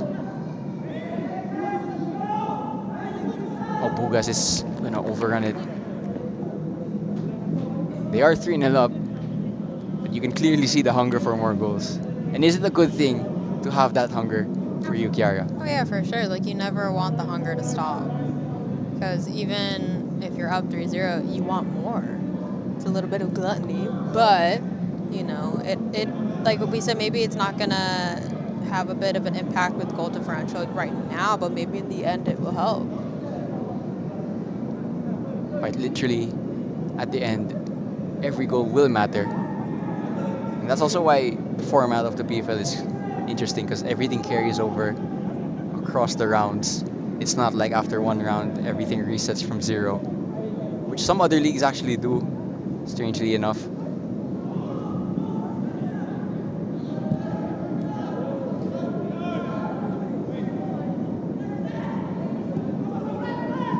Tuloy, on the other hand, are also going to ready a substitution. Are you surprised that they're going to ready more changes off the bench? I say that there is a chance for Kaya, actually.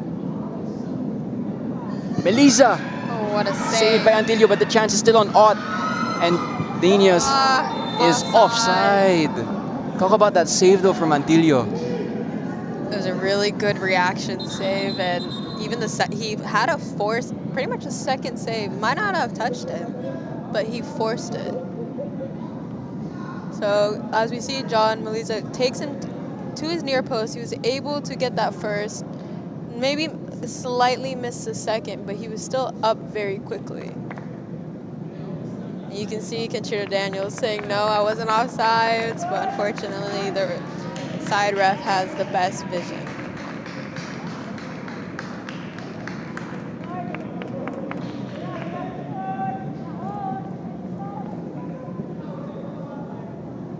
Here is a better angle.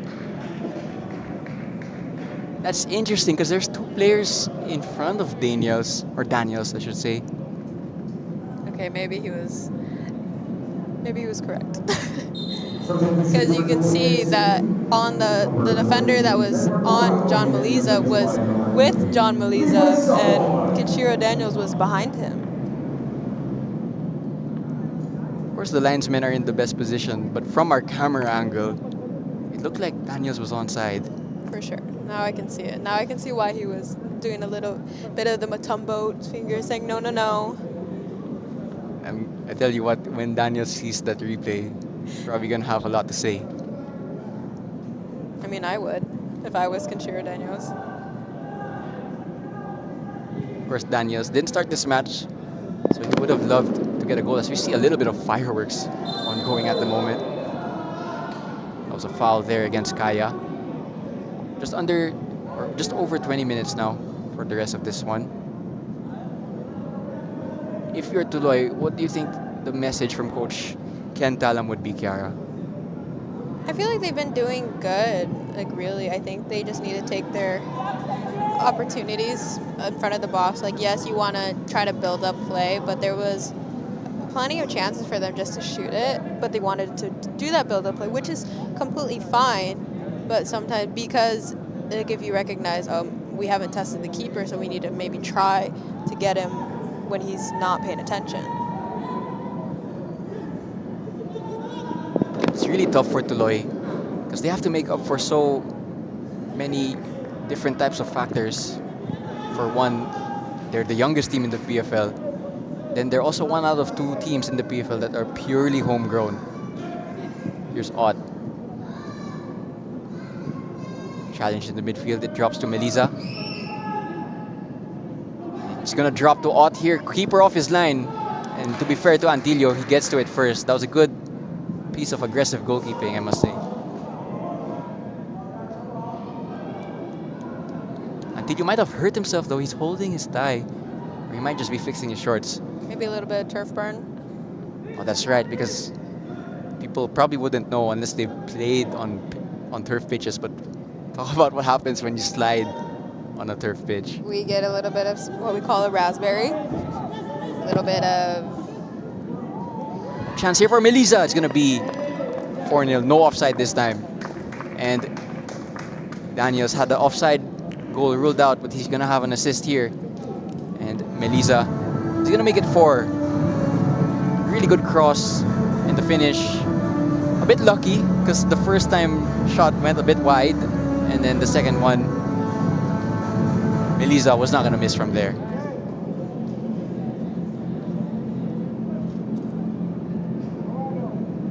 You have to feel a little bit bad for Antillo as well, because maybe perhaps for the first goal, but for the second, third, and fourth goal, there's not much he could have done. And that's a bit heartbreaking as a goalkeeper, I'd assume. Yeah. Oh yeah, because when we feel like we're having a good game, maybe even if like we're not up or not, like we hold every goal very closely. Here's Paulo Bugas. It could get from bad to worse for Tuloy. Still Bugas. He's going to keep it in and find Diano. He was closely tracked by Tuloy player. And it's a bit of a heartbreaker for Tuloy because there was moments in the second half when the score was still 2-0 that they created 1 or 2 chances. You remember the big one that Dato saved. Had they taken one of those, it could have been a different scoreline. Kaya's backline is going to get tested one more time. And still with Tuloy, so the chance is still on. Arboleta's gonna have to do some defending. Halike, left-footed shot, saved by Dato. And not only was it saved, it was caught. It's like a cat. How big would it be also for Dato if he keeps a clean sheet, Kiara? I think just for confidence-wise, I think it will be good because as a goalkeeper, you want to come out with confidence. So I think with him catching the ball, it's a good confidence booster. And by, just hopefully also keeping the clean sheet, it's another confidence booster. And I know exactly where he's coming from. Coming back from an injury, it's no joke. Like, I've gone through it. So, like, knowing, and he was out a lot longer than I was, so I could just imagine what he was thinking. And obviously, the first game back is always, like, the most, like, stressful because you want to do good. You know, you work so hard to come back. And so we're hoping, you know, he keeps that clean sheet and he has that confidence back. Of course, Kaya have the privilege of having two really top goalkeepers in Dato and Alfredo Cortez. And it's that friendly competition, you would say, between two really good goalkeepers that just makes them both better. For sure, like, it's always competition with goalkeepers, you know, because there's only one goalkeeper on the field at a time. Obviously, we wish maybe there could be a couple more or like another one, but it's also friendly competition. You know, obviously they're teammates. They're gonna cheer each other on and push each other as well. Anyway, Bukas went down once again. Was already down earlier in the first half, so might be a little bit of a concern for Coach Yoshide. If you're Bukas, you don't want to aggravate anything even further. And with Bugas, he was one of the game changers for their ACL game. And he scored a goal as well. Here's Lupango. Ran into traffic.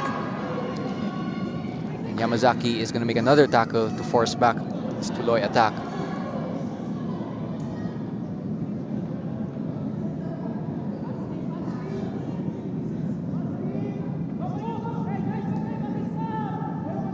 TULOY, they have under 20 minutes to make or to create a consolation goal or more. They're going to need to start converting some of these attacks.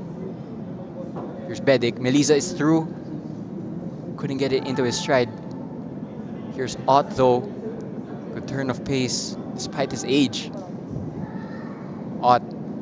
And still Ott. Caught by Antilio. That was a really good catch, actually, from the goalkeeper, it must be said. We love that. Like, it's exactly when you have just not soft hands, but just a catch like that, it's like, okay, you know, it's a good reset for yourself and for your team. Chance. Here's Diaz. Sarah cut back. It's gonna fall to Halike. Halike, it's straight at Dato. The shot didn't have that much power.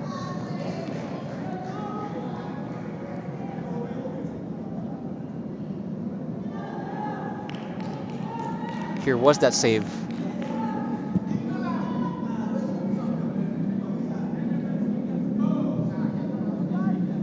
Here's Bedik running through. Here's Janjan Melisa. To Bedik. Offside is going to be called, though. And that's going to signal the substitutions. I was about to say the same thing, so it's okay. And I'd imagine from Coach Hughes' perspective, a lot of these are due to rotations. Actually, it's Bugas who went down not too long ago as well, so there might be a bit of a factor in that as well. Yes, of course, you definitely don't want to, like you said, aggravate anything. So it looks like Marco Casambre is going to go into the center back, and it's going to allow Yamazaki to be put into a position he's played last season as a 6.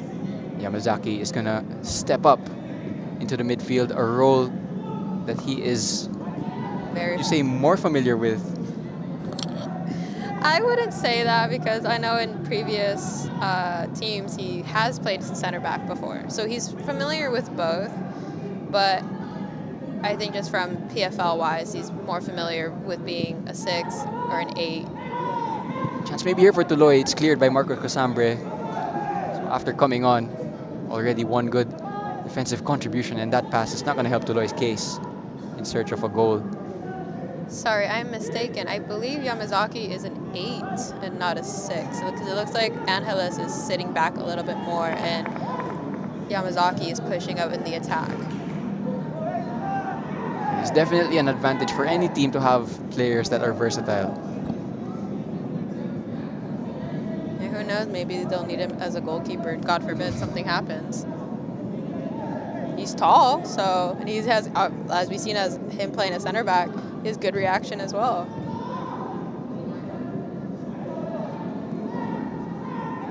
Here is Yamazaki. Gonna drive forward. Kaya have a lot of numbers here. Pass out left to Bedic. First time towards Daniels Antilio. Good anticipation from the goalkeeper, must be said. It's a good read by him as well. And he sees Conchero Daniels coming head on. And he's able to just stay calm. Halike with the left-footed pass. Chance for Tuloy to create something.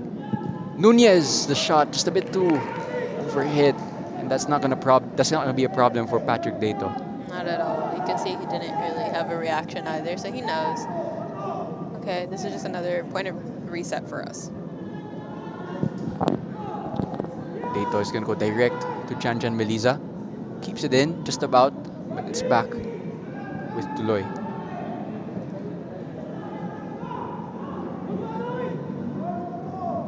Tuloy slowing the game down. Here's Diaz. Out to the right.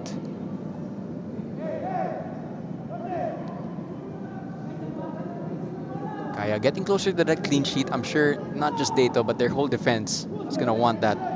Here's Halike. Still Halike. And still dribbled a long way before he was eventually tackled.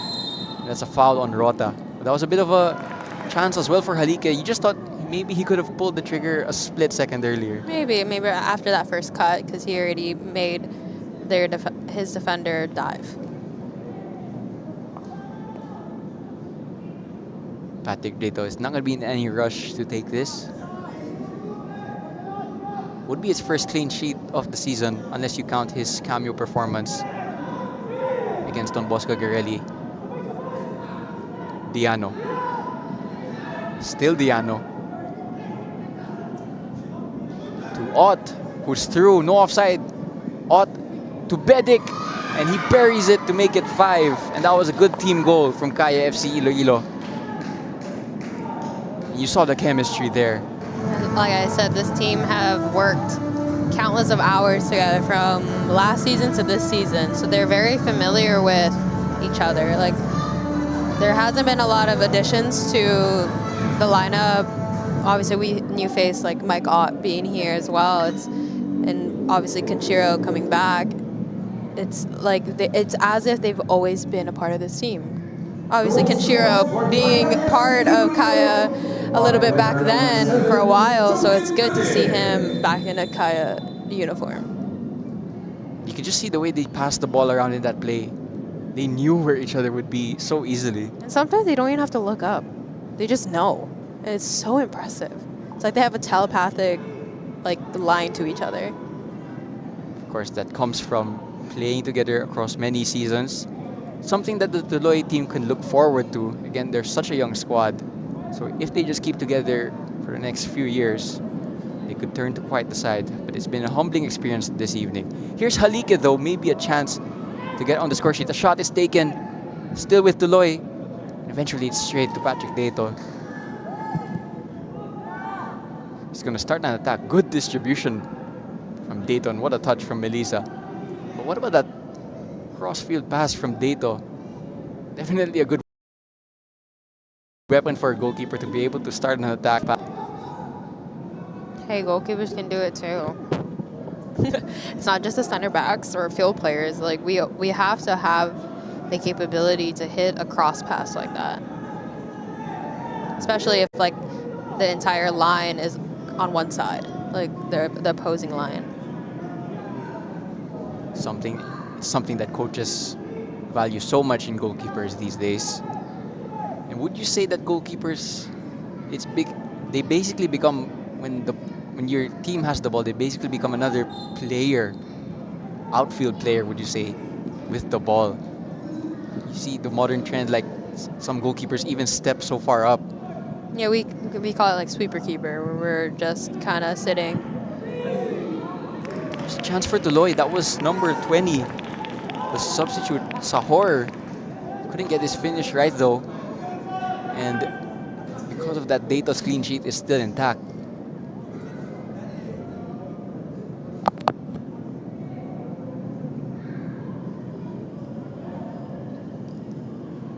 Just under 10 minutes now.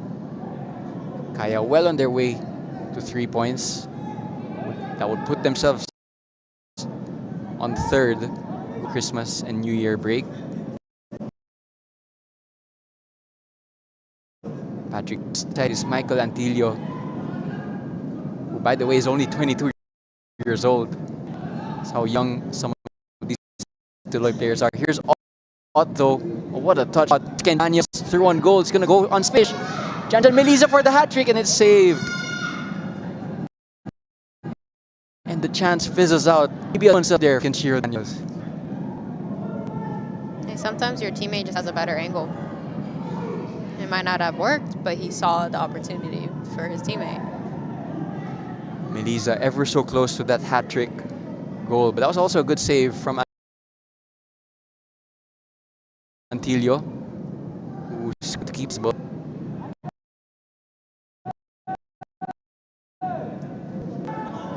Kaya are going to launch another counter here. Bedic, Melisa, Otts in the middle. Early cross looking for Daniels. It's going to be met by a TULOY fullback. And TULOY, it's now their turn to start an attack.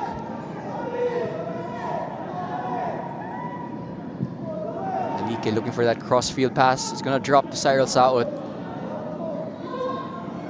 Cyril Saot is going to take the shot. Oh, and it's going to be a consolation goal. No homecoming clean sheet for Patrick Dato, but what a goal that was from Cyril Saot from such a long range.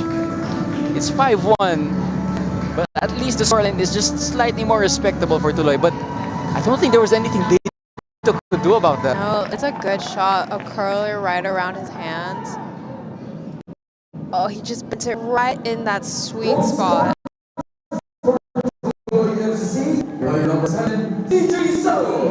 Cyril Saot, a lot of the chances went to him. And it was only a matter of time before he eventually took one of those chances since they kept falling his way. But Dato might be really frustrated because there's going to be no homecoming clean sheet. Now he could just focus on just keeping a victory for his team. Here's Yamazaki. Now as an 8. Back to Yamazaki. Will he get another goal? He does. And he makes it 6-1. And he started the game as center back. Now as an attacking midfielder. And he gets his second goal in this evening. You can see the composure. Just took it around Antillo. Antillo got dropped by the initial fake shot.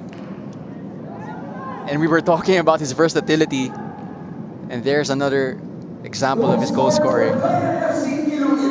Just really good foot skill and just so calm on the ball. Just able just to see where the goalkeeper is going already, seeing that he's diving. He's like, okay, I'm just gonna take another small touch and I'm just gonna slot it in. So that's now 2 goals apiece for Yamazaki, Janjan Melisa, and Joven Bedic. So there are 3 really good contenders for man of the match.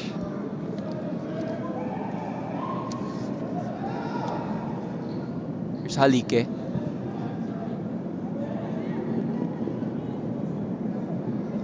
Chance for TULOY, just about couldn't keep it in.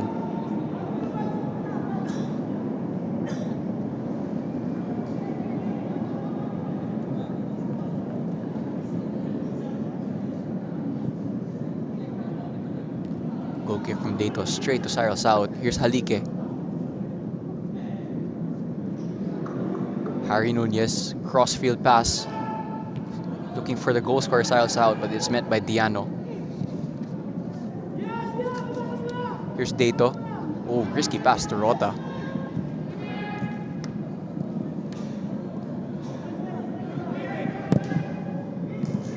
Touch from Daniels, just a bit too heavy. Couldn't keep it in play.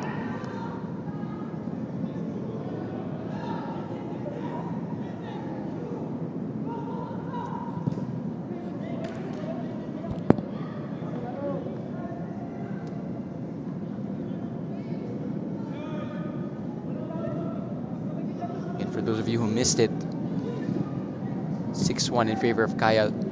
A brace apiece for 3 Kaya players. Night got started with Kaishu Yamazaki, and that was closely followed by Bedic to make it 2-0 in the first 10 minutes. Then in the second half, Melisa scoring 2 in succession for Bedik got his second, and so did Yamazaki. Cyril Saud scored this consolation goal. And that's why Tuloy have a solitary goal. Nunez is going to try from range, but that's also not going to test Patrick Dato. Again, it's been your commentary team tonight, Diego Cordero and Kiara Fontanilla, as the match is approaching its last stages. I think both teams have accepted the result at this point. Acceptance, yes, but they're also wanting more. And here's Kaya. They could get more. Bedik. Daniels touched slightly behind him, so he's going to be forced back. He's going to wait for support. Angeles. Yamazaki. Melisa. Melisa still takes the shot, looking for his hat-trick goal. I think Antilio knew that was going out though.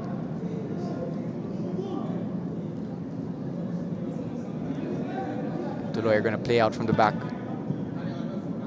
John Diaz.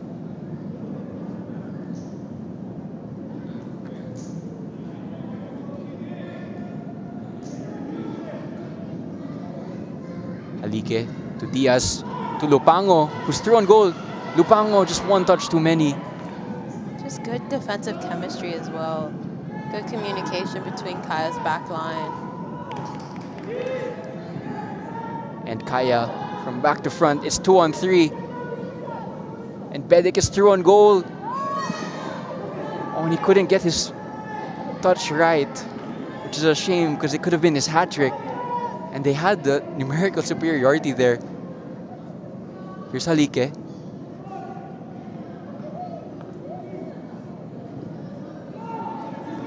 Cyril Sarat, the lone goal scorer. Halike. Once again, good defensive contributions from Kaya all around. Not just in their midfield, or defense rather, but also through their midfield. There will be 3 minutes of additional time as confirmed by our fourth official. Not surprised, there hadn't been too many stoppages, which is always nice to see because it means a game can flow freely.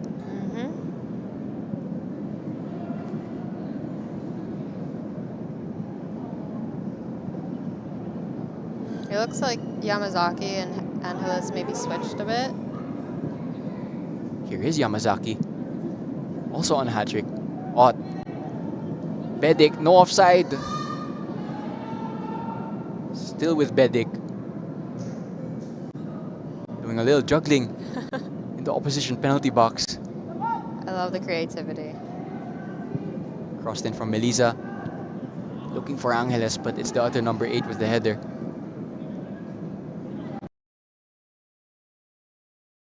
Diano. Yamazaki. Again. Diano is no one. Was expected. Number down the left. Cyril South. It's 3-on-2 this time. The pass towards Lupango. And it's saved by Patrick Dato. Look at that reflex. Didn't even move. Can we get a put back? Because Rango looks like I'm behind him. The thing about that was... He just... Was that like one hand? Yeah. Glued to... Incredible from Patrick Dato.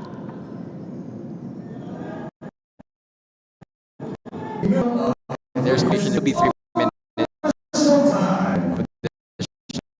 Time to make the scoreline 2-6. Daniels with the shot, just over.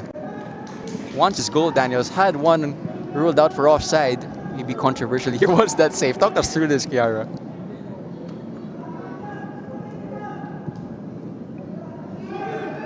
Incredible. Wow. I don't have words. That impressive. That is just, he just stuck a hand out and it stayed glued to his hand. Might be another chance for Tuloy. Sahor. Diaz. Step over. Still Diaz. Sahor, the shot is gonna go wide. Good foot skills. Able to just have the confidence just to take on his defenders. It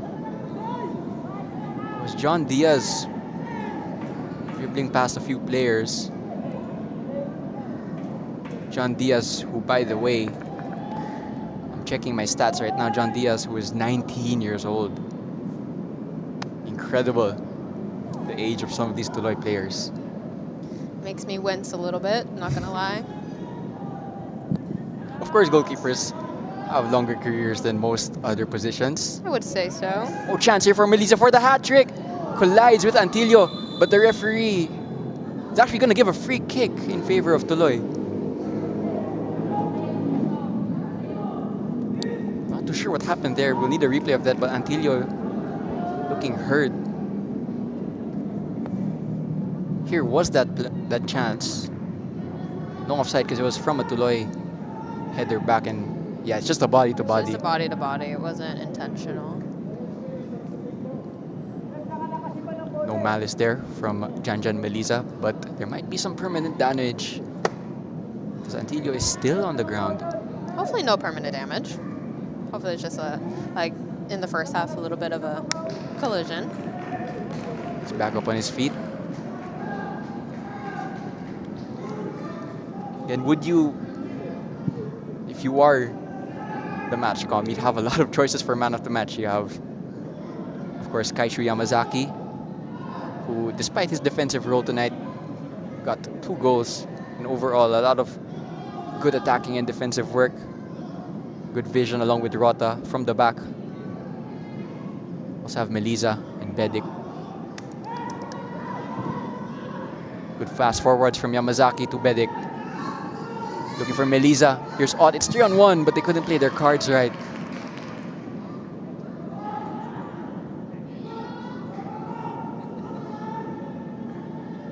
Here's Bedik.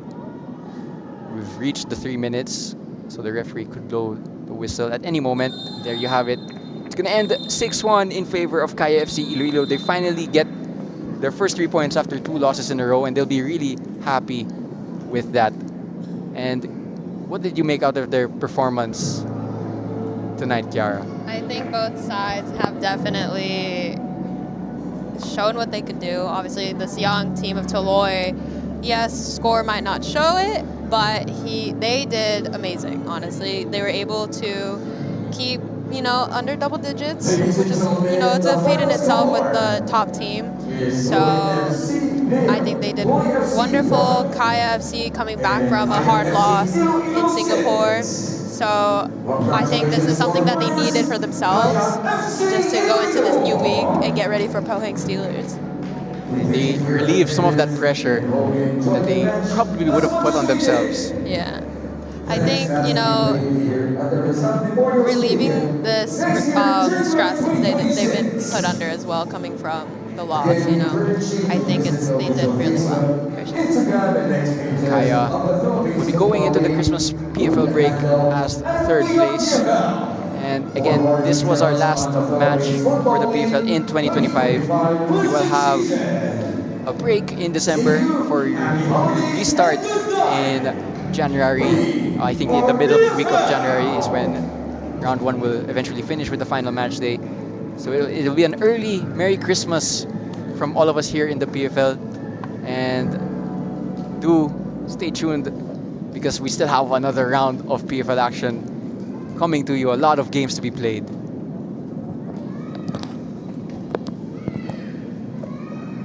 Again, this has been your commentary team for tonight and for the last time in 2025. A very good evening to everyone here on behalf of Kiara Fontanilla and Diego Cordero. See you in 2026.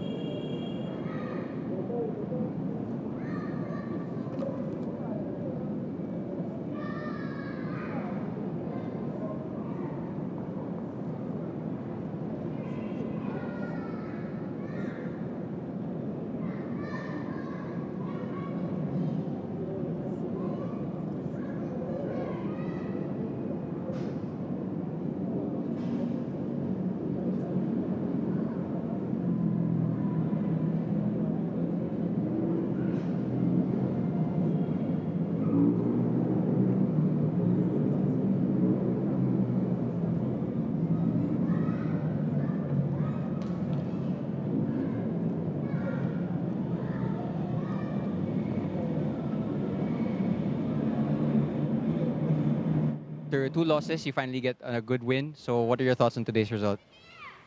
When I bounce back from also our last game Champions League, so we want to keep the spirit high and then finish strong. One more match this year for you against Pohang Steelers. What's going to be the message from Coach Yu to carry the momentum forward? Well, it's our last game of the year and the Champions League. Obviously, we want to get 3 points. We are working hard, even if don't show it in the game. So hopefully we get 3 points. And then last, do you have any message to the fans of Kaya?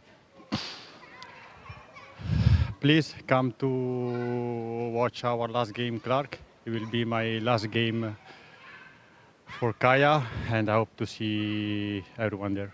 Thank you.